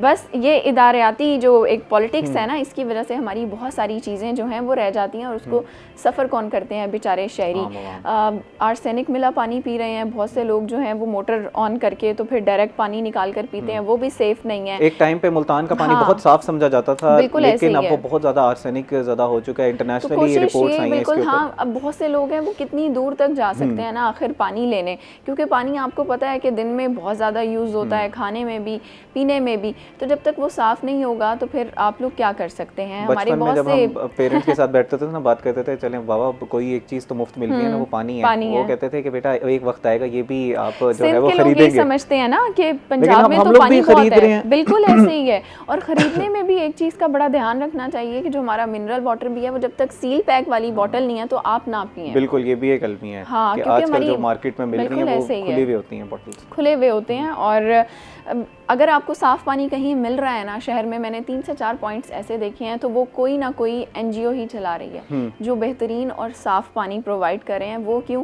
क्योंकि प्रॉपर वहाँ पर स्टाफ मौजूद है जो डेली उनकी क्लीनिंग भी हो रही होती है और उनको ऑन ऑफ करने का जो टाइम होता है वो भी देखा जा रहा होता है, सफाई सुथराई भी हो रही होती है। लेकिन अब हमारे ऐसी आबादी भी है जो कि जिनके पास खाने को पैसे नहीं है, वो पानी खरीद तो नहीं सकते ना, तो फिर वो क्या करते हैं कि जैसा तैसा पानी है बस पी लेते हैं और फिर बीमार होते हैं। फिर बहुत सी बीमारियां, उसका जो नेगेटिव इम्पैक्ट हमारे हेल्थ सेक्टर के ऊपर पड़ा है। स्पेशली बहुत लोग ऐसे हैं जिनको हेपेटाइटिस का शिकार हो जाते हैं और वो ये गंदा पानी पीने से होते हैं। गुर्दों की बीमारियां इतनी ज़्यादा क्यों हैं? जस्ट पानी की वजह से। एक सीवरेज का आर्सेनिक का मसला नहीं है ना, हमारा तो एक और मसला भी है कि जो हमारी लाइनें ख़राब हैं सीवरेज की, वो भी गंदा पानी हमारे बिल्कुल ऐसे ही। आप कभी सरकारी पानी देखें तो उसके अंदर बाकायदा रेत और मिट्टी के बड़े बड़े ज़र्रात दिखाई दे रहे होते हैं। अच्छा, उम्मीद करते हैं कि जल्द अज जल्द ये मसला हल किया जाएगा और इंतज़ामिया जिस तरह दीगर सुहीरा बता रही थी कि प्रोजेक्ट्स लॉन्च किए जा रहे हैं, इसके ऊपर भी काम शुरू होगा और मुल्तान के शहरियों को साफ़ पानी पीने का मिलेगा। शाह साहब, हम बिल्कुल प्रोग्राम के एंड पे मौजूद हैं। अगर आपके मैं कंक्लूडिंग रिमार्क्स चाहूँ आज की पूरी डिस्कशन के हवाले से तो प्लीज़ वो दीजिएगा, और मैं चाहूँगा कि पूरी डिस्कशन को सम अप कर दें और अपना कोई पैगाम भी अगर आपने ऐड करना तो वो प्लीज़ ऐड कर दीजिएगा। जी, आज की डिस्कशन में जो जैसे हम आर्टिफिशियल इंटेलिजेंस की यूटिलाइजेशन है फॉर्मल एजुकेशन में, उसमें अब मेरा सजेशन ये है कि इनफरादी तौर पर तो मैं शायद कुछ बेहतर कर लूँ, आप इनफरादी तौर पे अपने लिए कुछ बेहतर कर लें। तो जब कॉमन गुड के लिए हमने बात करनी है तो डिस्ट्रिक्ट वाइज हर शहर में ऐसा गवर्नमेंट का इंतज़ामी, क्योंकि उनके पास रिसोर्सफुल है, उनके पास पोर्टफोलियो है, मैंडेट भी गवर्नमेंट हुकूमत के पास है, तो डिस्ट्रिक्ट लेवल के ऊपर जो है वो टैलेंट्स को प्रमोट करें और टैलेंट से इमिटेशन ऐसे ग्रुप्स तश्कील दिए जाएं जो मुख्तलिफ जो है आर्टिफिशियल इंटेलिजेंस को बरूए कार लाते हुए कम्युनिटी में, सोसाइटी में स्टूडेंट्स को अपलिफ्ट करें। उसमें टीचर्स का क्लस्टर ग्रुप्स होने चाहिए, उसमें स्टूडेंट्स के होने चाहिए, मुख्तलिफ तालीमी इदारों से जो है वो वोकल किस्म की यूथ को जो है उसमें इन्वॉल्व। वेरी इंपॉर्टेंट पॉइंट कि इसको इस तरह मार्केट करना चाहिए कि जो हमारी जेन ज़ी है उसके लिए कूल बन जाए, वो कॉम्पिटिशन्स में पार्ट लेंगे, अपने सोशल मीडिया प्लेटफॉर्म्स पे लगाएंगे तो नजर आएगा कि हम जो टेक्नोलॉजी की तरफ जा रहे हैं। इस तरह सिनर्जाइज हो जाएगा सिस्टम। इनफरादी तौर पे देखें, मैं अपनी एफर्ट करता रहूँगा, आप अपने महदूद वसाइल में एफर्ट करेंगे, दूसरे इनफरादी पेरेंट्स इनफरादी तौर पर एफर्ट करके अपने बच्चों को मार्केटेबल कर रहे हैं, जबकि ये हमारे एक लार्ज कम्युनिटी को और टैलेंट को प्रमोट करने के लिए हमें डिस्ट्रिक्ट लेवल पे इस तरह के क्लस्टर्स बनाने चाहिए। मैं आपको ये बताता चलूँ, इस वक्त पाकिस्तान का जो सबसे बड़े और एथिकल हैकर जो दुनिया में नामवर लोग हैं वो मुल्तान के 1-2 लड़के हैं। बिल्कुल। तो इस तरह उन लोगों को दुनिया उनको अपना प्लेटफॉर्म दे रही है, माइक्रोसॉफ्ट बुला रहा है, तो हमारे पास डिस्ट्रिक्ट लेवल पे भी ऐसे प्लेटफॉर्म्स होने चाहिए। मुल्तान के बच्चों को माइक्रोसॉफ्ट ने बुलाया जी, माइक्रोसॉफ्ट क्या, इनको टेस्ला बुलाती है। मुल्तान में ऐसे हम भी कोशिश करेंगे कि हम ऐसे बच्चों को, आप प्लीज प्रोड्यूसर साहब को नाम देके जाइए, हम प्लीज, हम उनके, ये तो मोटिवेशन होते हैं हमारे लिए, इंस्पिरेशन होते हैं, प्लीज हम प्रोग्राम में दावत देंगे। बिल्कुल, मुल्तान में बहुत नामवर लोग हैं और मुल्तान के लोग अब इंटरनेशनल दुनिया में जो एआई टेक्नोलॉजी की दुनिया है उसके अंदर बहुत बड़े बड़े नाम दे चुका है मुल्तान, मगर इनफरादी तौर पे ना जी। अब हमने डिस्ट्रिक्ट लेवल पे, अगर आप अपने हमसाया ममालिक की तरफ देखें, इंडिया की मैं मिसाल दूंगा, वहाँ पे डिस्ट्रिक्ट्स में ऐसे कंपटीशंस हैं और फिर वो डिस्ट्रिक्ट के लोग जो है उनको उठाकर वो मुख्तलिफ पूरे नेशन वाइड उन लोगों के कंपटीशन होते हैं। तो हमें भी पंजाब में, मेरा ये हम्बल सजेशन है कि डिस्ट्रिक्ट वाइज टैलेंट को जो है प्रमोट करें और उन लोगों को अपने टैलेंट को रिटेन करें। यहाँ पर जी, being an expert, what do you see in the coming next 10 years? क्या किस तरह का हमारा एजुकेशन सेक्टर होगा अगर हम ये वाले स्टेप्स जो आप बता रहे हैं ये ले लें? और आर्टिफिशियल इंटेलिजेंस अगले 10 साल में कहाँ होगा? मैं अगले 10 साल नहीं, मैं सिर्फ 2 साल में कहता हूँ। अगर ऐसे डिस्ट्रिक्ट लेवल पे आप कंपटीशन ले आए तो अगले 2 साल के अंदर आप साउथ एशिया में चैंपियन होंगे। आप साउथ एशिया में इतना टैलेंट मौजूद है, इससे ज़्यादा मैं फोर्सी कर सकता हूँ कि अगर हम सिर्फ इस कम्युनिटी को, अपनी यूथ को जो है थोड़ा सा एम्पावर करें, तो वो जैसे शायरों ने कहा है कि ये मिट्टी हो तो बड़ी जरखेज, हाँ ये जरा नम हो तो ये नम हो तो मिट्टी बड़ी जरखेज है साकी जी। तो मेरा शायरी में थोड़ा सा शगफ कम है सर। हाँ जी, तो मेरा शायरी से ज़्यादा ना प्रैक्टिकल अप्रोच ये है कि आप यहाँ बच्चों को टैलेंट प्रमोट करने के लिए डिस्ट्रिक्ट लेवल पे ओन करें, गवर्न करें और उनसे, उनके साथ कॉन्ट्रैक्ट ये होना चाहिए कि thank you so much for coming on the show sir. आपने बहुत ही मुफीद मशवरे दिए, उम्मीद करते हैं कि इन मशवरों पे अमल भी होगा, इम्प्लीमेंटेशन बहुत ज़रूरी है। सोहेरा, आपका भी बहुत शुक्रिया प्रोग्राम में आप तशरीफ़ लाई और काफ़ी ज़्यादा प्रोजेक्ट्स की अपने बात की और बहुत ही अलार्मिंग सिचुएशन है ये साफ़ पानी के हवाले से, और उम्मीद करते हैं कि इसका भी हल निकाला जाएगा। नाज़रीन, उम्मीद करते हैं कि प्रोग्राम का पहला हिस्सा आपको पसंद आया होगा। ब्रेक के बाद हमारे साथ कुछ नए गेस्ट होंगे और एक नया टॉपिक होगा, so we will be right back.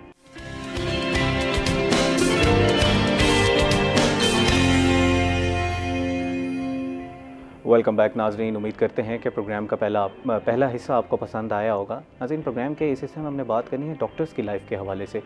अक्सर औक़ात हमें गिला भी होता है डॉक्टर्स ने कि हम डॉक्टर से कि हमारा इलाज नहीं किया गया, हमें सही तरह से दिखा नहीं गया, ख़ास तौर पर अगर हम गवर्नमेंट हॉस्पिटल्स की बात करें। लेकिन कभी हमने उस तरफ की लाइफ के बारे में सोचा ही नहीं कि वो कितनी, उनके ड्यूटी आवर्स क्या हैं, वो किस चीज़ से गुजरते हैं, किस किस तरह के पेशेंट्स से डील करते हैं, उनकी ज़िंदगियों में किस तरह का स्ट्रेस है। और अक्सर औक़ात ये भी कहा जाता है ना कि डॉक्टर्स ने तो पूरी ज़िंदगी पढ़ते ही रहना है, तो नई से नई चीज़ें, जदीद चीज़ें आ रही हैं, उसको भी देखना है, अपने आप को जो असर हासिल की चीज़ें हैं उसके साथ भी मिला के रखना है, और जो स्ट्रेस है पेशेंट्स को भी डील करना है। तो इन सारी चीज़ों पर आज तफसील में गुफ्तगू करने की कोशिश करेंगे। डॉक्टर महमूद अली शाह साहब, जो कि मुल्तान के बहुत ही मारूफ साइकाइट्रिस्ट हैं, आज प्रोग्राम में तशरीफ़ लाएँ, तो इन सारी चीज़ों पर तफसील में गुफ्तगू करेंगे। अस्सलाम वालेकुम sir, welcome to the show. Thank you so much, आपने मेहरबानी फरमाई, मुझे कॉल किया यहाँ पे, और हम भी इस बारे में जो आपका टॉपिक है कुछ डिटेल्ड इंफॉर्मेशन और कोई इस पे बहस भी करेंगे। तो मेरे ख़्याल में ये तो काफ़ी ज़रूरी है, क्योंकि लोगों ने तो एक एंड देखा है कि ये डॉक्टर हैं वो हैं मसरूफ़ हैं, वो बहुत एरोगेंट हैं, वो ओवरलुक करते हैं और पेशेंट्स को जो है तवज्जो से नहीं देखते और अटेंड नहीं करते। तो पेशेंट्स का या हमारे क्लाइंट्स का तो ये व्यू होता है। तो डॉक्टर्स के पॉइंट ऑफ व्यू से भी हमें देखना चाहिए कि डॉक्टर्स के मसाइल क्या हैं और उन्होंने किस तरह से ये सारा सिलसिला लेके चलना है। चले सर, एक जो यंग डॉक्टर जो अब हाउस जॉब पे आया है, पहले दिन मैं चाहूँगा कि आप उसकी बताएं कि ज़िंदगी का आगाज़ जब उसकी जॉब का हो रहा है तो वो किन किन मराहिल से गुजरता है, किस किस तरह के स्ट्रेस होते हैं उसके अंदर, और किस तरह के पेशेंट से वो डील करता है जो हमारे गवर्नमेंट जो यूनिवर्सिटी से फारिग तहसील स्टूडेंट्स होते हैं MBBS करके अभी फारिग हुए हैं और पहला दिन है आज उनका। आप ये देखें कि हमारे ज़माने में तो शायद ऐसे ही था कि जिसका बच्चा बहुत ज़्यादा काबिल है और क्लास में फर्स्ट या सेकंड या थर्ड पोजीशन लेता है, तो अगर उसका इंटरव्यू लेते थे कि बेटा आप बड़े हो के क्या बनेंगे, तो वो कहता था मैंने डॉक्टर बनना है। तो इसका मतलब ये हुआ कि डॉक्टर्स जो हैं, जो क्लाइंट्स कहते हैं कि डॉक्टर बड़े बेवकूफ़ हैं, डॉक्टर हमारी बीमारी नहीं समझे, डॉक्टर जो हैं वो हमारा इलाज पता नहीं कर सकते भी हैं या नहीं कर सकते हैं। तो इस तरह के फरसूदा ख्यालात तो हमारे क्लाइंट्स को जहन से निकाल देने चाहिए, क्योंकि जो भी डॉक्टर है वो है तो इंटेलिजेंट। क्योंकि आप देखें कि एक तो यूनिवर्सिटी इसमें FSC में बहुत हाई मार्क्स आने चाहिए। जब इतने हाई मार्क्स आ जाएं आपके कि आपकी सिलेक्शन एग्ज़ाम, फिर एग्ज़ाम होता है उसके बाद कि एग्ज़ाम के लिए भी सिलेक्शन होती है कि ये एंट्री टेस्ट है, और एंट्री टेस्ट तो एक मामूली सा लफ्ज़ है, लेकिन वो अच्छा खासा मुश्किल इम्तिहान होता है। बिल्कुल, बहुत ज़्यादा परसेंटाइल वाले बच्चे सेलेक्ट बहुत ज़्यादा परसेंटेज जिनकी पहले आई हुई होती है वो ही उसमें कामयाब होते हैं। तो वो सिलेक्शन हो गई चलो उनकी। फिर एक बच्चा जो रहने वाला है यूँ समझ लें कि मुल्तान का, तो उसको मिल गया एडमिशन DG खान में। वो स्ट्रेस में आ गया कि यार मैं अगर FSC लेवल का देखें तो वो बच्चा ही होता है, कोई इतना मेच्योर वो नहीं होता, और अपने पेरेंट्स से अलग रह के बड़ा परेशान भी होता है। तो वो किसी और शहर में उसको डाल दिया। तो उधर जब गया तो उसको या माहौल पसंद ना आया या दोस्त उसके ना बन सके अच्छे, तो वो फिर स्ट्रेस में आ गया। फिर ये आप देखें कि कितना लंबा कोर्स है डॉक्टरी का, और ना सिर्फ एक स्टूडेंट को बहुत इंटेलिजेंट होना चाहिए, इसके साथ साथ मेहनत भी इंतहा दर्जे की है। अब मुझे ख़ुद याद है कि उस ज़माने में, वो तो अच्छा ज़माना था, हम तो कहते हैं कि डॉक्टर्स का गोल्डन पीरियड वो था जो हमने गुजारा है। तो यकीन माने मैं बिल्कुल मुबालगा आराई नहीं कर रहा, हम कभी कभी 16-17 घंटे भी पढ़ा करते थे, और कंटिन्यूसली पढ़े जा रहे हैं। तो सारे घर वाले कहते थे कि यार तू पढ़ पढ़ के पागल ना हो जा। ये भी एक कॉन्सेप्ट बड़ा गलत है कि पढ़ के पागल कोई नहीं होता। तो आम फहम लोग इस तरह बात करते हैं। तो इतनी मेहनत करने के बाद अगर फिर आपको पेड जॉब नहीं मिलता, आप जैसे कह रहे हैं ना कि एक लड़का जो या लड़का या लड़की एक यूनिवर्सिटी से मेडिकल कॉलेज में अब आते हैं, वो कर लिया, उन्होंने पढ़ लिया, 5 साल बाद उनकी जब पोस्टिंग हुई तो वो हाउस जॉब भी पेड नहीं होता बाज़ औक़ात, क्योंकि जो अच्छे हस्पताल हैं वो बहुत कम हैं जी।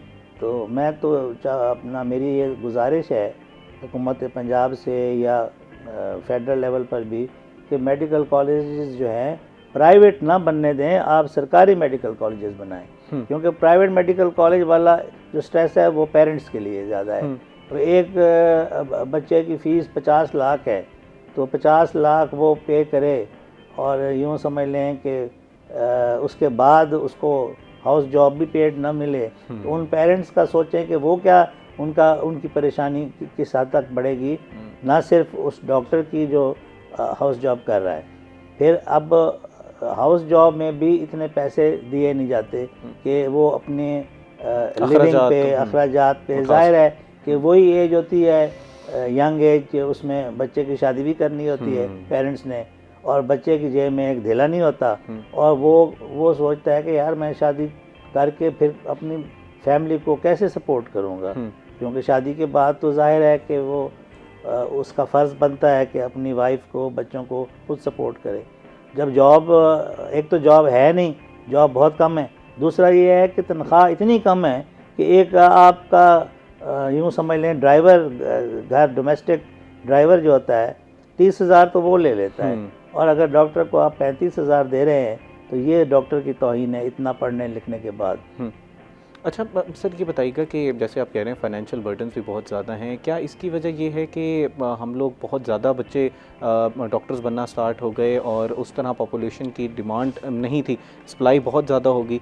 क्योंकि हम ये देखते हैं ना कि बचपन में जैसे आप बात कर रहे थे कि जिसके भी अच्छे मार्क्स आते थे वो कहते थे कि मैंने डॉक्टर बनना है, फिर इंजीनियर बनना है, तो क्या इस वजह से तो नहीं हुआ कि ये फील्ड ही बहुत ज़्यादा लोग इस फील्ड के अंदर आ गए? ये आपने बड़ी अच्छी बात की और बहुत अच्छा पॉइंट रेज़ किया कि ये फील्ड अब चौक हो चुकी है। जो हमारे ज़माने के थे डॉक्टर, उन्होंने तो अच्छी लाइफ गुजार ली, लेकिन नए आने वाले यंग डॉक्टर्स के लिए इसमें स्कोप सिर्फ ये नहीं कि पाकिस्तान में नहीं है, बल्कि दुनिया में कहीं भी नहीं है। क्योंकि जहाँ भी आप जाएंगे पहले तो वो 3-4 इम्तिहान आपसे लेंगे, और इम्तिहान में अगर आप कामयाब हो भी गए तो फिर वहाँ पे भी आपका जो मुकाबला है वो उधर के लोकल लोगों के साथ है। अमेरिका जाएंगे तो अमेरिकन्स के साथ है, ब्रिटेन जाएंगे तो ब्रिटिशर्स के साथ है, उनकी फ़र्स्ट प्रेफरेंस होती है कि हम अपने बंदे को जॉब पहले दें। तो जो बाहर से आया है वो तो हमने तो बुलाया नहीं, वो तो खुद ही आया है, तो इसलिए वो अपने आप को खुद ही संभालेगा। और कोई ऐसी फील्ड जिसमें यानी गोरे नहीं जाते, वो उस फील्ड में उसको कहेंगे कि तुम इस फील्ड में आ जाओ, चाहे उसे पसंद हो या ना हो। हाँ। अच्छा, इसमें अभी हम हेडलाइंस भी देख रहे थे कि ख़ुदकुशी के वाक़यात में बहुत ज़्यादा इजाफा होता जा रहा है स्टूडेंट्स की हद तक। अभी यूनिवर्सिटी में कुछ दिन पहले एक तालिबा जो है वो 2nd फ्लोर से उन्होंने छलांग लगा दी। मुल्तान में भी इस तरह के वाक़यात है, डॉक्टर्स के अंदर भी इस तरह के वाक़यात बढ़ते जा रहे हैं। तो क्या बुनियादी तौर पर यही स्ट्रेस वजूहात है और उनके आगे लाइफ में उनको नज़र नहीं आ रहा होता कि मेरा फ्यूचर क्या है? ये तो बिल्कुल आपने ठीक कहा। जितना स्ट्रेस आजकल डॉक्टर्स और रिलेटेड फील्ड्स के अंदर है, जिसमें नर्सिंग भी है, डिस्पेंसर्स भी हैं, बाकी लोग पैरामेडिक्स जिसे हम कहते हैं, तो उसमें स्ट्रेस तो बढ़ता ही जा रहा है। वो इसलिए कि पेरेंट्स कहते हैं तुमने डॉक्टर बनना है, उसका बाज़ औक़ात इरादा नहीं होता बच्चे का कि वो डॉक्टर बने, क्योंकि उसे ज़्यादा पता होता है कि वो मीडिया के साथ ज़्यादा रिलेटेड वो है, और पेरेंट्स को शायद इतना पता ना हो जितना बच्चों को पता होता है। तो मेरे ख़्याल में पेरेंट्स को थोड़ा सा ये भी सोचना चाहिए कि और भी काम है दुनिया में। ये नहीं है ज़रूरी कि डॉक्टर ही बनना है या नर्स बनना है या रिलेटेड फील्ड्स में जाना है।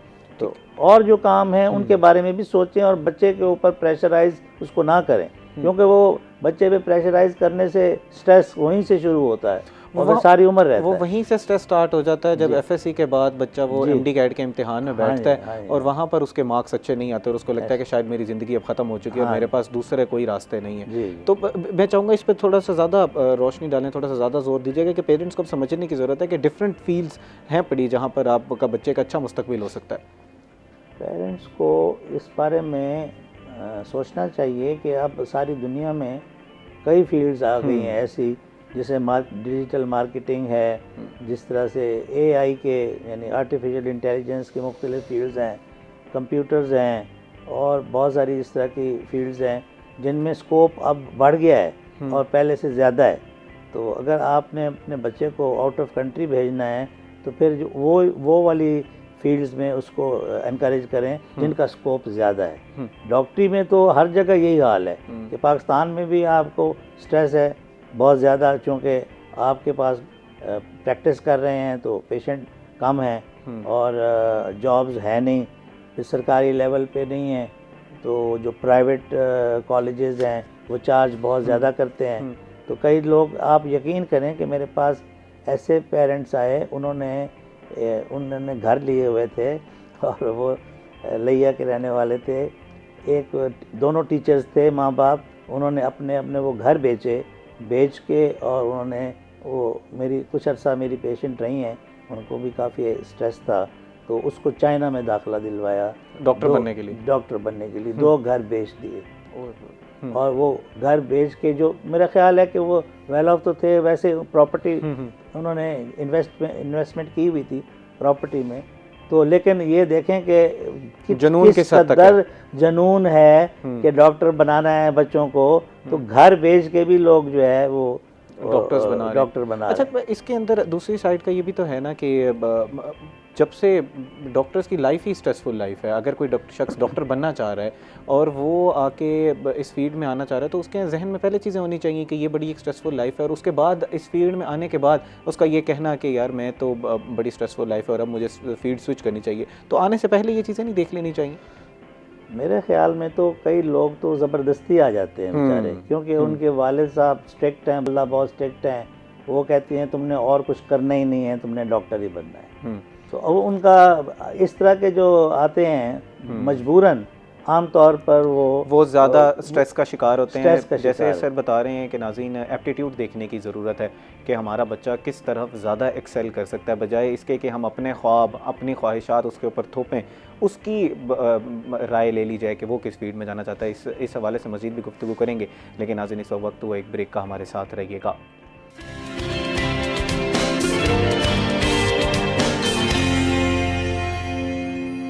वेलकम बैक नाज़रीन। ब्रेक से पहले हम बात कर रहे थे कि डॉक्टर्स की लाइफ कितनी स्ट्रेसफुल हो जाती है होती है और इसका मुकाबला किस तरह किया जा सकता है।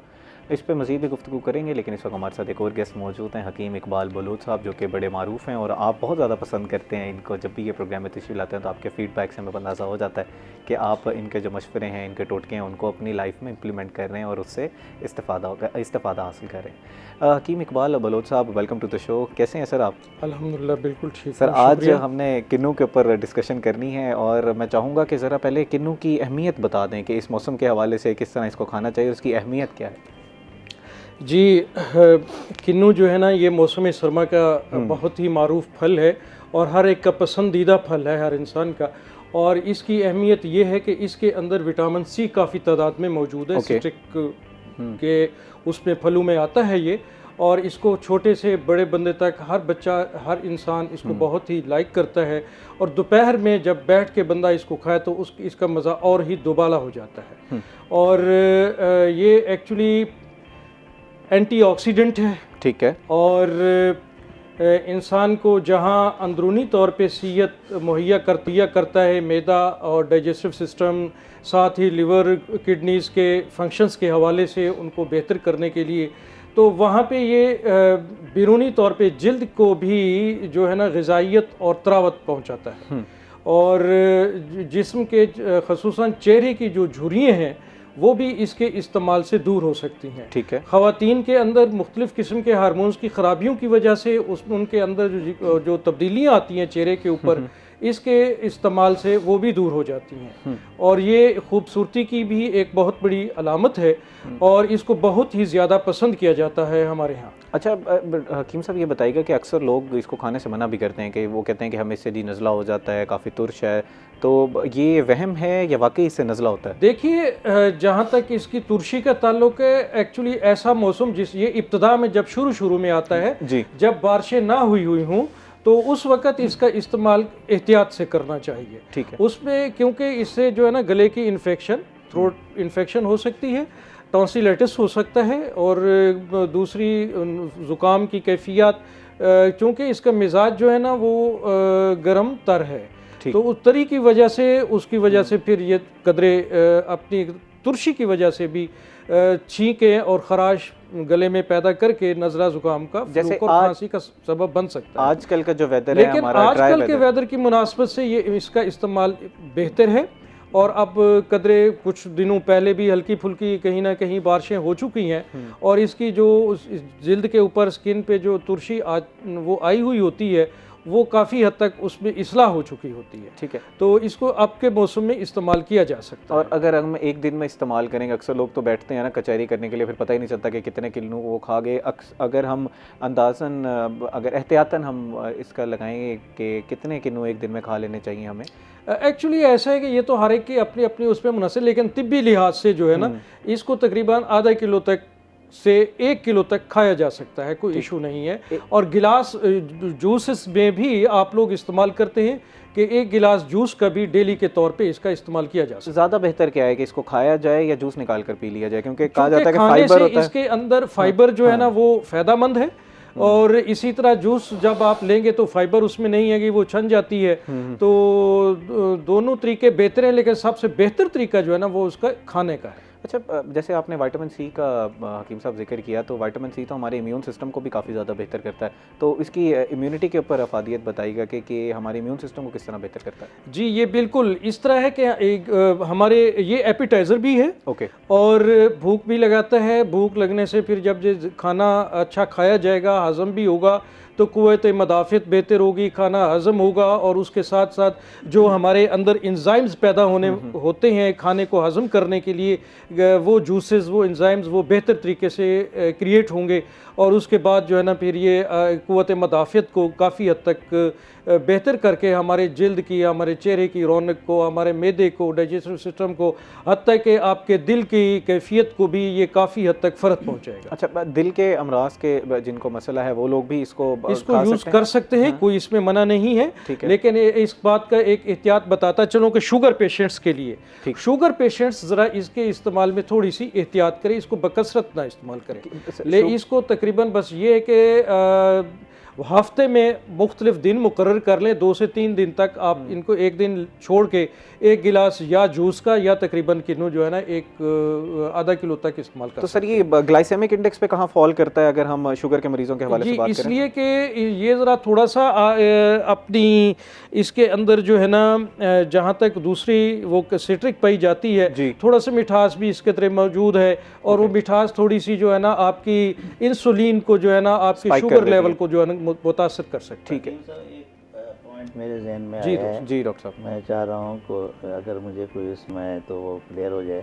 क्या ये एक क्लाइंट है कोई हमारा या दोस्त है या पेशेंट है, जॉइंट पेन्स का शिकार है, तो क्या सिट्रस का इस्तेमाल वो भी कर सकता है ज़्यादा या कम या बिल्कुल नहीं? देखिए सर, गुजारिश ये है कि ये सिट्रिक का इस्तेमाल उस सूरत में विटामिन सी की कमी की वजह से भी आप महसूस करते हैं कि हमारे डॉक्टर हजरात आर्थोपेडिक भी बाज़ का इस्तेमाल करा रहे होते हैं तो उस कमी को मुनासिब वो समझते हैं कि इसमें पाई जाती है तो वो ज़रूर उसको इस्तेमाल करवाएं। ठीक है। और अदरवाइज़ जो है ना ये ठंडक के टाइम में इसको इस्तेमाल नहीं करना चाहिए, ज़रा एहतियात करें।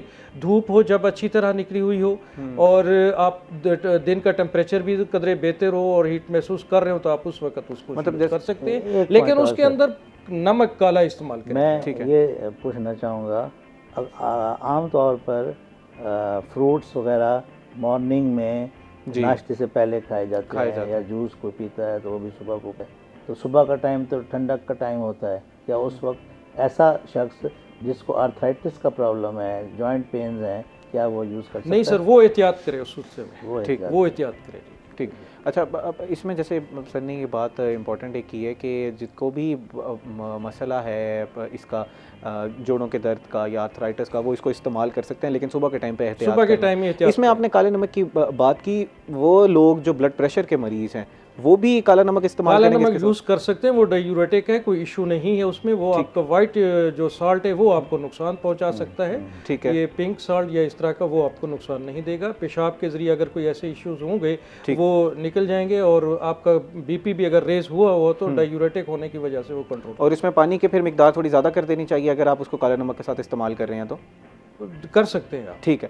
अच्छा, इसमें ये बताइएगा कि इसके जैसे हम अक्सर स्किन के आपने अफादत की बात की, तो इसके जो छिलके हैं उसकी भी बड़ी अहमियत बताई जाती है, लोग उसको स्किन पे लगाने के लिए स्किन के हवाले से इसको इसके छिलके को खसूसी तौर पे हमारे तिब के अंदर एक लफ्ज़ इस्तेमाल होता है तुरंजबीन। अच्छा, तो वो इस्तेमाल होता है, वो इसके लिए बेहतर है स्किन के लिए। इसका ये है कि आप खाएं भी सही और बाद में इसका जो छिलका है वो भी फ़ायदेमंद है। उसको आप साए में खुश्क कर लें, खुश्क करने बस थोड़े थोड़े बारीक कतर लें उसको, और उसको जो है ना आप पाउडर कर लें। पाउडर करके आप उसको दूध में मिक्स करके या वैसे भी उसका पेस्ट सा बना के तो आप दिन में या जब गर्मियों का मौसम आता है तो उसके जब तपिश सूरज की जो है ना उसकी गर्मी की वजह से आपकी स्किन को, चेहरे को नुकसान पहुंचा सकती है, तो उस वहाँ आप जो है ना इसको इस पेस्ट को इस्तेमाल करें। एक तो ये बड़ी बूढ़ियों के और बड़ी उम्र में और आम नौजवानों के अंदर भी हमारी डाइट्स और लाइफस्टाइल इस तरह का है कि आप देखते होंगे कि नौजवान बंदे में भी जो है ना वो झुर्रियाँ पड़ रही होती हैं, तो वो उसको भी झुर्रियों को भी बेहतर दूर करेगा और चेहरे को जो है ना निखार पैदा करेगा, खुश्की को दूर कर देगा। उसके अंदर जो पिपड़ियाँ पैदा हुई होती हैं स्किन में वो इससे ठीक हो सकती हैं। सर, काफ़ी लोग मैंने देखा है इस तरह हैं जो विटामिन सी की क्रीम्स वगैरह यूज़ करते हैं गोरा होने के लिए, तो क्या ऑरेंजेस का इस्तेमाल अगर आप करें दिन में आधा किलो जैसे आपने कहा कि सेफली कर सकते हैं, तो उनका स्किन कलर फेस का इम्प्रूव हो जाएगा? जी सर, ये बिल्कुल। देखिए, जो क्रीम्स हमारे दोस्त इस्तेमाल करते हैं उसके अंदर केमिकल होते हैं और इस तरह के बाज़ केमिकल इस नौइयत के हैं कि वो जिल्द को नुकसान पहुंचा सकते हैं। हत्ता कि डॉक्टर साहब और बेहतर जानते हैं मेरे दोस्त कि कैंसर तक, स्किन कैंसर भी इन्हीं ब्यूटी क्रीम से हो रहा है। ठीक है, वो तो बिल्कुल आप बात सही कर रहे हैं कि जो मरकरी बेस्ड क्रीम्स आजकल इस्तेमाल की जा रही हैं उसकी वजह से स्किन कैंसर हो रहा है। डॉक्टर साहब की बात ने, डॉक्टर साहब ने मेरा क्वेश्चन प्रीएम्प्ट कर लिया। मैं भी यही स्किन के हवाले से, विटामिन सी के हवाले से बात करना चाह रहा था कि क्या इसकी वो जो डोजेज है वो ओरली जो हम टैबलेट्स ले रहे होते हैं या क्रीम्स लगाई जा रही होती हैं वो बिल्कुल सेम है या इसकी मिकदार ज़्यादा बढ़ा देनी चाहिए अगर आप इस मकसद के लिए ले रहे हैं कि हमारी स्किन के लिए भी आप वही डोज यूज करते हैं, क्योंकि ये मौसम इसका जवाब दीजिएगा सर, क्योंकि वक्त हुआ एक ब्रेक का। नाज़रीन, इस हवाले से मज़ीद गुफ्तगू करेंगे तो हमारे साथ रहिएगा।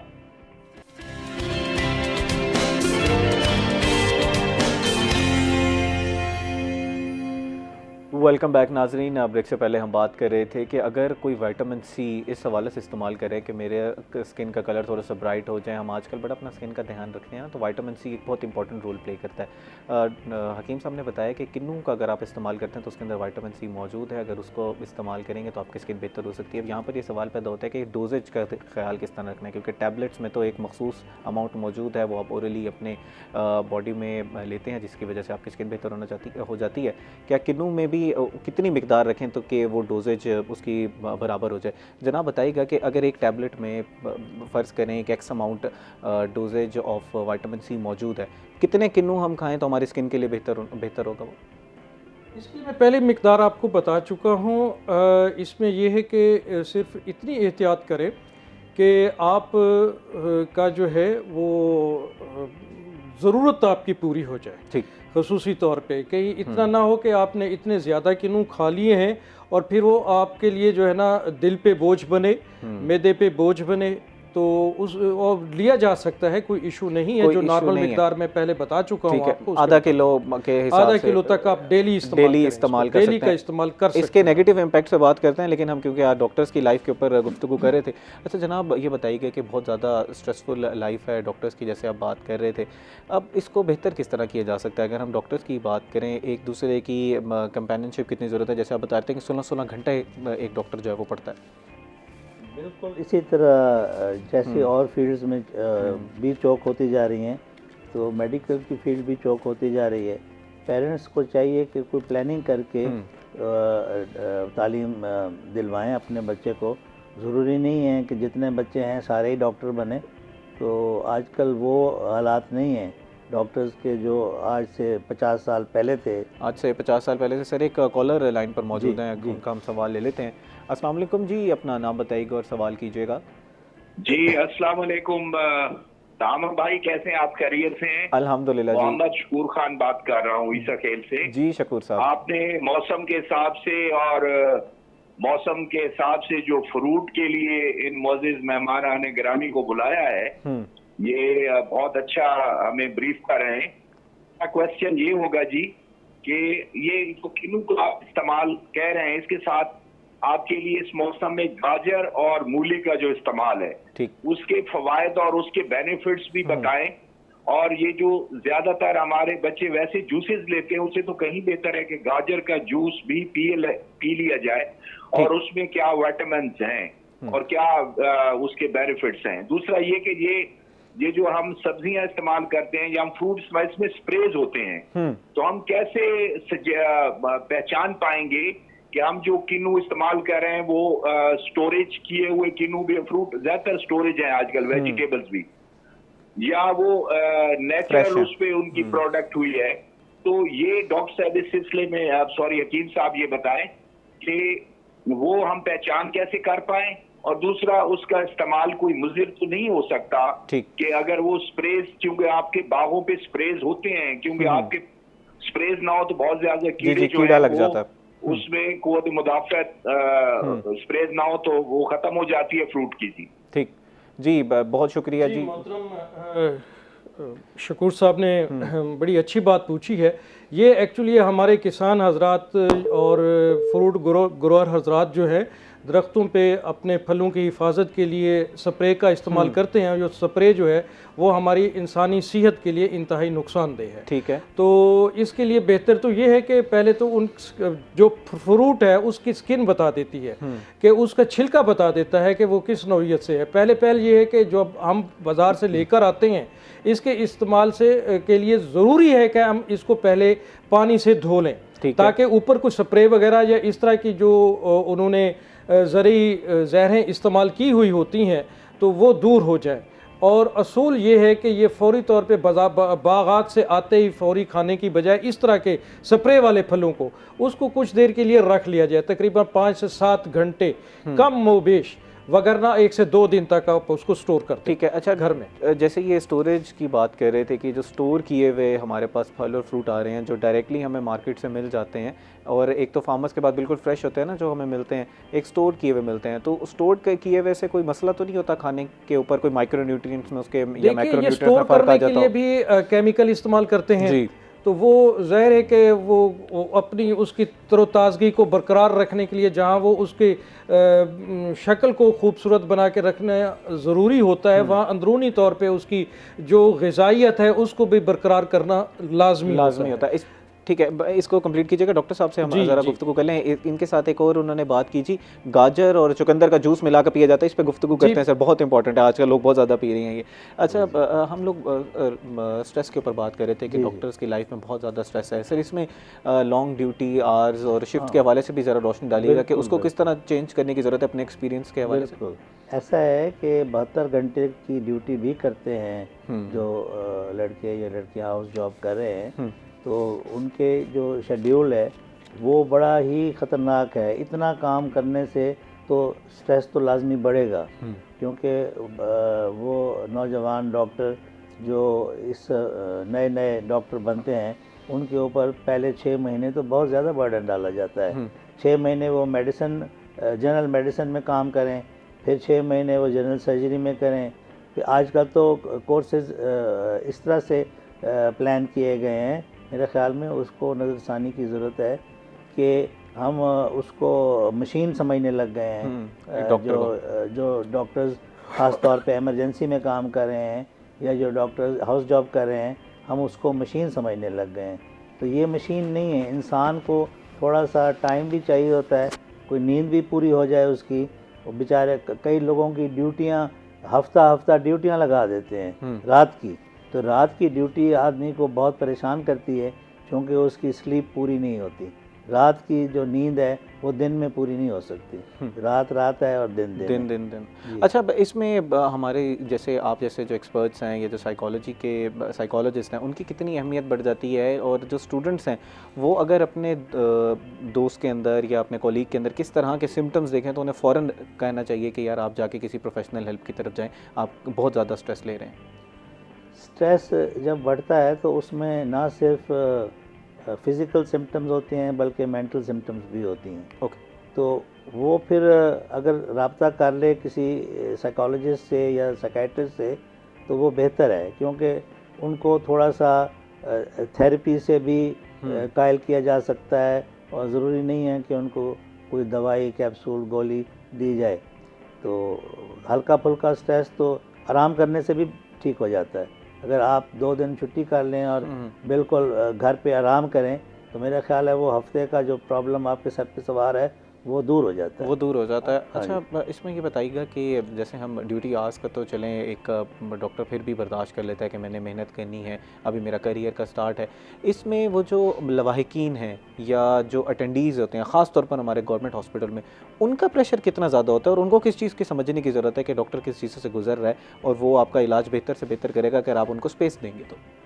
अब थोड़ा सा बेहतर हो गया है, मैं समझता हूँ Punjab government is doing a wonderful job. आप देखें ट्रैफिक के भी मसाइल कम होते जा रहे हैं, इसलिए कुछ मेहनत अगर की जाए तो कोई चीज़ ऐसी नहीं है जो नामुमकिन हो, हर चीज़ मुमकिन हो सकती है। एक तो आप अल्लाह ताला से भी रजू करें, काम भी ठीक करें। दूसरा ये है कि अपने उसको सारे सिस्टम को चेंज कर सकते हैं। तो पहले आपने शायद मीडिया पे तो अक्सर देखा होगा कि लवाहिकीन जूते उठा के डॉक्टरों को मार रहे हैं और ज़ोर-ज़कोब कर रहे हैं, कई डॉक्टरों को ज़ख्मी भी कर दिया गया। लेकिन एमरजेंसी में जहाँ इतने सारे पेशेंट हों और डॉक्टर उतने ज़्यादा ना हों तो फिर क्या किया जाए।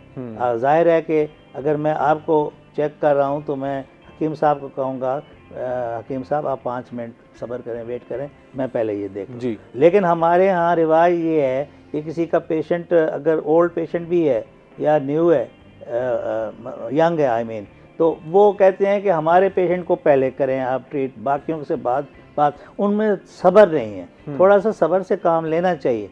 डॉक्टर भी तो आखिर कोशिश कर रहा है, बाकी शिफा तो अल्लाह ताला ने देनी है। और अगर किसी ने अगर ये डॉक्टर ने टीका लगाया हमारा पेशेंट मर गया, ऐसा कभी नहीं होता कि कोई डॉक्टर जान के ऐसा टीका लगा दे जिससे पेशेंट का लवाहिकीन का पेशेंट फौत हो जाए।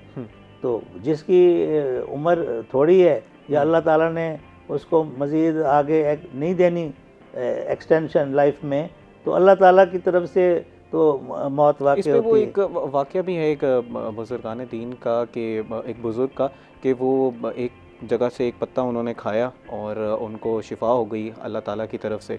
बाद में उन्होंने वो पत्ता किसी और को रिकमेंड कर दिया कि आप जाके वो पत्ता खा लें। उस शख्स को वहाँ से शिफा नहीं हुई, तो फिर इन बुजुर्गान दीन ने जब अल्लाह ताला से दुआ की तो इनको पता चला कि आपको किसने कहा था कि वहाँ से शिफा होगी, ये तो शिफा तो मन जाने वाला है, मैंने शिफा देनी है। बिल्कुल बिल्कुल बिल्कुल। तो डॉक्टर्स के ऊपर ब्लेम करने से बेहतर है कि आप देखें कि अल्लाह ताला से मांगें, दुआ मांगें, तो शिफा मिल जाने वाला है। ये इंसान का इसमें कोई रोल नहीं है। और कई दफ़ा ऐसा होता है कि आपके पास जो स्टॉक दवाइयाँ आती हैं वो लाहौर से आती हैं, और वो जो नर्सेज हैं और या पैरामेडिक्स हैं उनको चाहिए कि वो देखभाल के डॉक्टर को दें। ऐसा ना हो कि कोई एक्सपायर्ड टीका उठा के नर्स दे दे और फर्स्ट डॉक्टर जाए। तो ये बात भी बड़ी इम्पॉर्टेंट है। ठीक, तो इस पे मेरा ख्याल मतलब है हकीम को गौर समझने करना की जरूरत। जी हकीम साहब कुछ ऐड करना चाहें? ऐसा है कि मैं डॉक्टर साहब की बात को आगे बढ़ाते हुए ठीक है कि हमारे यहाँ बर्दाश्त नहीं है जी। इस फील्ड में खसूसी तौर पे, ना तो पेशेंट्स के लवाहिकीन इस नौयत को समझ सके हैं, और ना ही हमारे डॉक्टर हजरात की जो ड्यूटी इतने अरसे से जो मुआलिज की वार्ड में है, तो वो जैसे डॉक्टर साहब बता रहे हैं कि वो 6-6 दिन भी मुतवातिर एक ही डॉक्टर की ड्यूटी आ रही है दिन रात में, तो वो इतना जो है ना मेंटली तौर पे थका हुआ होता है कि वो सबको तवज्जो नहीं दे पा रहा होता। और हमारे यहाँ एक्चुअली ये काम हुकूमतों के करने का है। बिल्कुल। एक वार्ड के अंदर बेशक इमरजेंसी भी है, इमरजेंसी देखें आपका एक निश्तर हॉस्पिटल है, और इसमें आपके केपीके से लेकर बलूचिस्तान से लेकर आपके सिंध के बॉर्डर तक, और इधर आपके जनाब लाहौर के करीब औकाड़ा के बॉर्डर तक के पेशेंट्स आ रहे हैं सारे, और इमरजेंसी सूरत में है।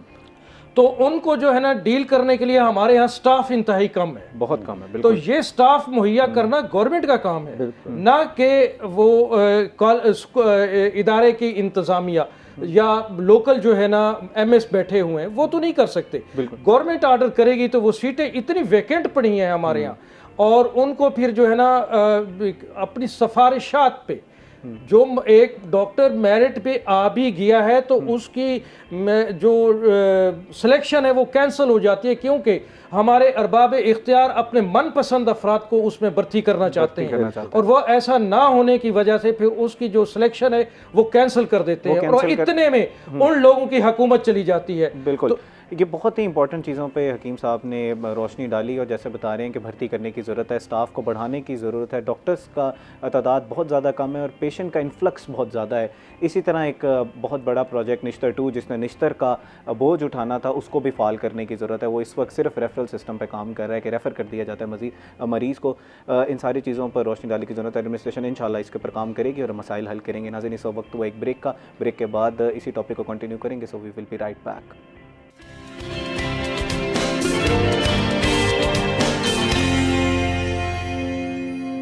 वेलकम बैक नाज़रीन। अब ब्रेक से पहले हम बात कर रहे थे कि डॉक्टर्स की लाइफ कितनी स्ट्रेसफुल है। अब इस स्ट्रेस से निकलना भी है, इसका इलाज क्या है इन सारे माहौल में, क्योंकि एक स्ट्रेस है उसका मुकाबला करना है, ना कि हमने उससे हार जाना है। और जिस तरह के मसाइल हकीम साहब ने भी रोशनी डाली कि काफ़ी हमारे एडमिनिस्ट्रेटिव भी इश्यूज़ हैं, उनको भी हल करने की ज़रूरत है। डॉक्टर साहब मैं आपसे अब चाहूँगा कि जैसे हम स्ट्रेस के ऊपर गुफ्तगू कर रहे थे आज के पूरे प्रोग्राम में, हमने समझने की कोशिश की कि डॉक्टर की लाइफ क्या है, अब इन सारी चीज़ों से निकलना किस तरह है, कॉलीग्स की क्या जिम्मेदारी है और एक प्रोफेशनल किस तरह हेल्प कर सकता है। 2-4 चीज़ें हम अभी बयान नहीं कर सके, भूल गए हैं जी। एक तो ये है कि डॉक्टर्स का सर्विस स्ट्रक्चर जो है वो प्रॉपर होना चाहिए। ठीक। क्योंकि आप देखें जो ब्यूरोक्रेट्स का सर्विस स्ट्रक्चर है वो टाइम फ्रेम्ड है। आप इतने साल एसी रहेंगे, उसके बाद डीसी प्रमोट होंगे, फिर आप एडिशनल सेक्टर वो बनेंगे, एडिशनल डिप्टी कमिश्नर, और फिर कमिश्नर बन जाएंगे। तो उनका एक टाइम फ्रेम है, उस हिसाब से है। डॉक्टर्स का एक तो सर्विस स्ट्रक्चर नहीं है, उनको कोई पे इतनी ज़्यादा मिलती नहीं है, पे तो बल्कि बहुत कम है। फिर इतनी सारी असामियाँ खाली हैं जब निश्तर में, उनको फिल किया जाए। अगर उन्हें फिल करेंगे तो सर्विसेज बेहतर होंगी और पेशेंट के लिए भी ठीक है और डॉक्टर्स के लिए भी बेहतर है। तो जब सर्विस स्ट्रक्चर आज तक न बन सका, हम कितने सालों से कहते रहे और ये डिस्कशन करते रहे कि सर्विस स्ट्रक्चर बनाएं। ये इतने साल हाउस जॉब करे, उतना फिर उसके बाद एमओशिप कर, फिर आरएमओ बने, फिर रजिस्ट्रार बने, उसके बाद असिस्टेंट प्रोफेसर, फिर एसोसिएट प्रोफेसर और फिर प्रोफेसर। जो स्पेशलाइजेशन में नहीं आना चाहते उनका एक अलग स्ट्रक्चर बनाना चाहिए। तो ये सारी चीज़ें बहुत ज़रूरी हैं। आखिर इनको और मुल्कों ने भी तो मैनेज की है, तनख्वाह और लोगों ने भी बढ़ाई है। आप हैरान होंगे कि हमने इंग्लैंड में भी काफ़ी अर्सा काम किया है। पहले वहाँ इंडियंस छाए हुए होते थे, उन्होंने डॉक्टर्स को वापस बुलाया, इतनी तनख्वाह दी, यानी कि 6-7 लाख रुपया तनख्वाह पे उनको रखा ताकि वो बाहर ना जाएं। हमारा कीमती असासा बाहर इसलिए जाता है कि यहाँ उनकी लाइफ मिजरेबल है और बहुत ज़्यादा स्ट्रेस है उनके ऊपर। ना सिर्फ ये कि अपने पेरेंट्स का स्ट्रेस है, बल्कि तमाम रिश्तेदारों का। वो कहते हैं जी इलाज भी फ्री करो, अगर किसी से फ़ीस लेते हैं तो रिश्तेदार नाराज़ हो जाते हैं। ठीक है, कोई दोस्त लेके आता है जी वो ये इनका इलाज करना है, डॉक्टर साहब फ़ीस नहीं लेनी। अगर डॉक्टर फ़ीस नहीं लेगा, घोड़ा घास से दोस्ती कर लेगा तो खाएगा कहाँ से? तो डॉक्टर तो वो बना ही इसीलिए है कि उसने एक अपना रोज़गार भी बनाना है और एक शरीफाना ज़िंदगी भी गुजारनी है। लेकिन इसका ये मतलब नहीं है कि वो दिन रात मुफ्ती देखता रहे पेशेंट्स को। तो ये सारी चीज़ें हैं, ये माइंड में होनी चाहिए। और सर्विस स्ट्रक्चर ऐसा हो जैसे कम से कम हमारे नेबरिंग कंट्री इंडिया है, उन्होंने तनख्वाहें एकदम 3 गुना बढ़ा दी ताकि हमारे डॉक्टर्स यहीं पे ही उनकी खपत हो और हमारे लोगों का इलाज सही हो। ओके, तो हमने तो कुछ भी नहीं किया है इस सिलसिले में। और हेल्थ का जो बजट है वो भी पहले से कम हो गया, हेल्थ एंड एजुकेशन का। तो ये सारी चीज़ें जो हैं ये एडमिनिस्ट्रेटिव पॉइंट्स हैं जो डॉक्टर पे असरअंदाज हो, जो डॉक्टर्स पे असरअंदाज होती हैं। इन सारी चीज़ों का हल निकालने की ज़रूरत है ताकि डॉक्टर्स की मुश्किलात कम से कम हों और बेहतर इलाज की तरफ हो जाएं और बेहतर लोगों का इलाज किया जा सके। हकीम साहब, एक हमारे अब्दुल शकूर साहब हैं जो हमारे रेगुलर कॉलर हैं, उन्होंने एक सवाल किया था कि आजकल बच्चे जो हैं जूसेस बहुत ज़्यादा पी रहे हैं, तो इसमें किन्नू के साथ गाजर और चुकंदर का भी इस्तेमाल किया जाता है। क्या ये जूस बेहतर है, ये कॉम्बिनेशन जो बनाया जाता है, या इसको चेंज करना चाहिए? और अलग-अलग भी ज़रा अफादियत बता दीजिएगा, चुकंदर की भी और गाजर की भी। एक चीज़ मैं पूछना चाहूँगा, सॉरी आपको मैं इंटरप्ट कर रहा हूँ। आजकल ABC का जूस जो है वो बहुत पॉपुलर हो गया है। A for apple, B for beet and C for carrot. तो तीनों का वो मिक्स अगर करके मैं भी बल्कि कभी कभी पी लेता हूँ मॉर्निंग में, तो क्या वो सेहत के लिए मुज़र है या मुफीद है? मुफीद है। चलें, दोनों बता दीजिए। डॉक्टर साहब, आपने अच्छा क्वेश्चन किया जी। एक्चुअली ऐसा है कि इस हवाले से हर फल की अपनी जगह अफादियत है, अपनी। तो बेहतर तो यही है कि इसको अलग-अलग यूज़ किया जाए, लेकिन कुछ कम्बिनेशन भी की जा सकती हैं। बाज़ औक़ात मौसमी फलों में अपने जो एक ही मौसम के फल हैं तो उनमें आप उसमें कर सकते हैं एक मिकदार के तहत।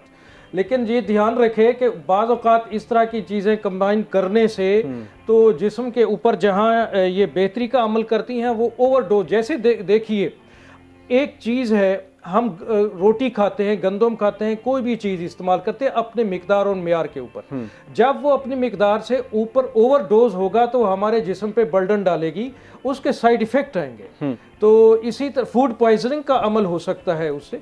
इसी तरह इसका भी हो सकता है कि बाज़ औक़ात कुछ ऐसे फल फ्रूट हैं जिनको एक साथ इस्तेमाल नहीं किया जा सकता, लिहाजा बेहतर है कि इनको अलहदा इस्तेमाल करें और अपने उनका रिजल्ट अपने जिस्म पे अलहदा लें। आप महसूस करें कि आपके जिस्म कौन चीज़ ज़्यादा फ़ायदेमंद है। अच्छा, ये जो 2 कॉम्बिनेशन, एक सर ने बताया और एक मैंने किन्नू के साथ, उसमें सर ने एप्पल ऐड किया और मैंने किन्नू ऐड किया, तो दोनों का बता दीजिएगा ये बेहतर है। लास्ट हमारे पास 10 सेकंड है, इसका यस और नो में आंसर दीजिएगा। एप्पल और किन्नू को इस्तेमाल नहीं किया जा सकता बराबर, वो दूसरे मौसम का फल है, ये दूसरे मौसम का फल है, लेकिन चुकंदर का इस्तेमाल इसके अंदर किया जा सकता है। चुकंदर का इस्तेमाल किया सकता है, चुकंदर, कैरेट और किन्नू किया जा सकता है। सिट्रिक में ये किया जा सकता है क्योंकि इसलिए उसके अंदर भी फॉलिक एसिड भी मौजूद है, विटामिन C भी मौजूद है और वो आपके ब्लड सेल को इंप्रूव कर सकती है, आपकी कुव्वत मदाफियत को बेहतर करती है, कुव्वत मदाफियत को बेहतर करती है। और इसका अफादा मौसमी फल है, इनके जूसेस PGI जूसेस का इस्तेमाल कीजिए ताकि आपकी सेहत बेहतर हो।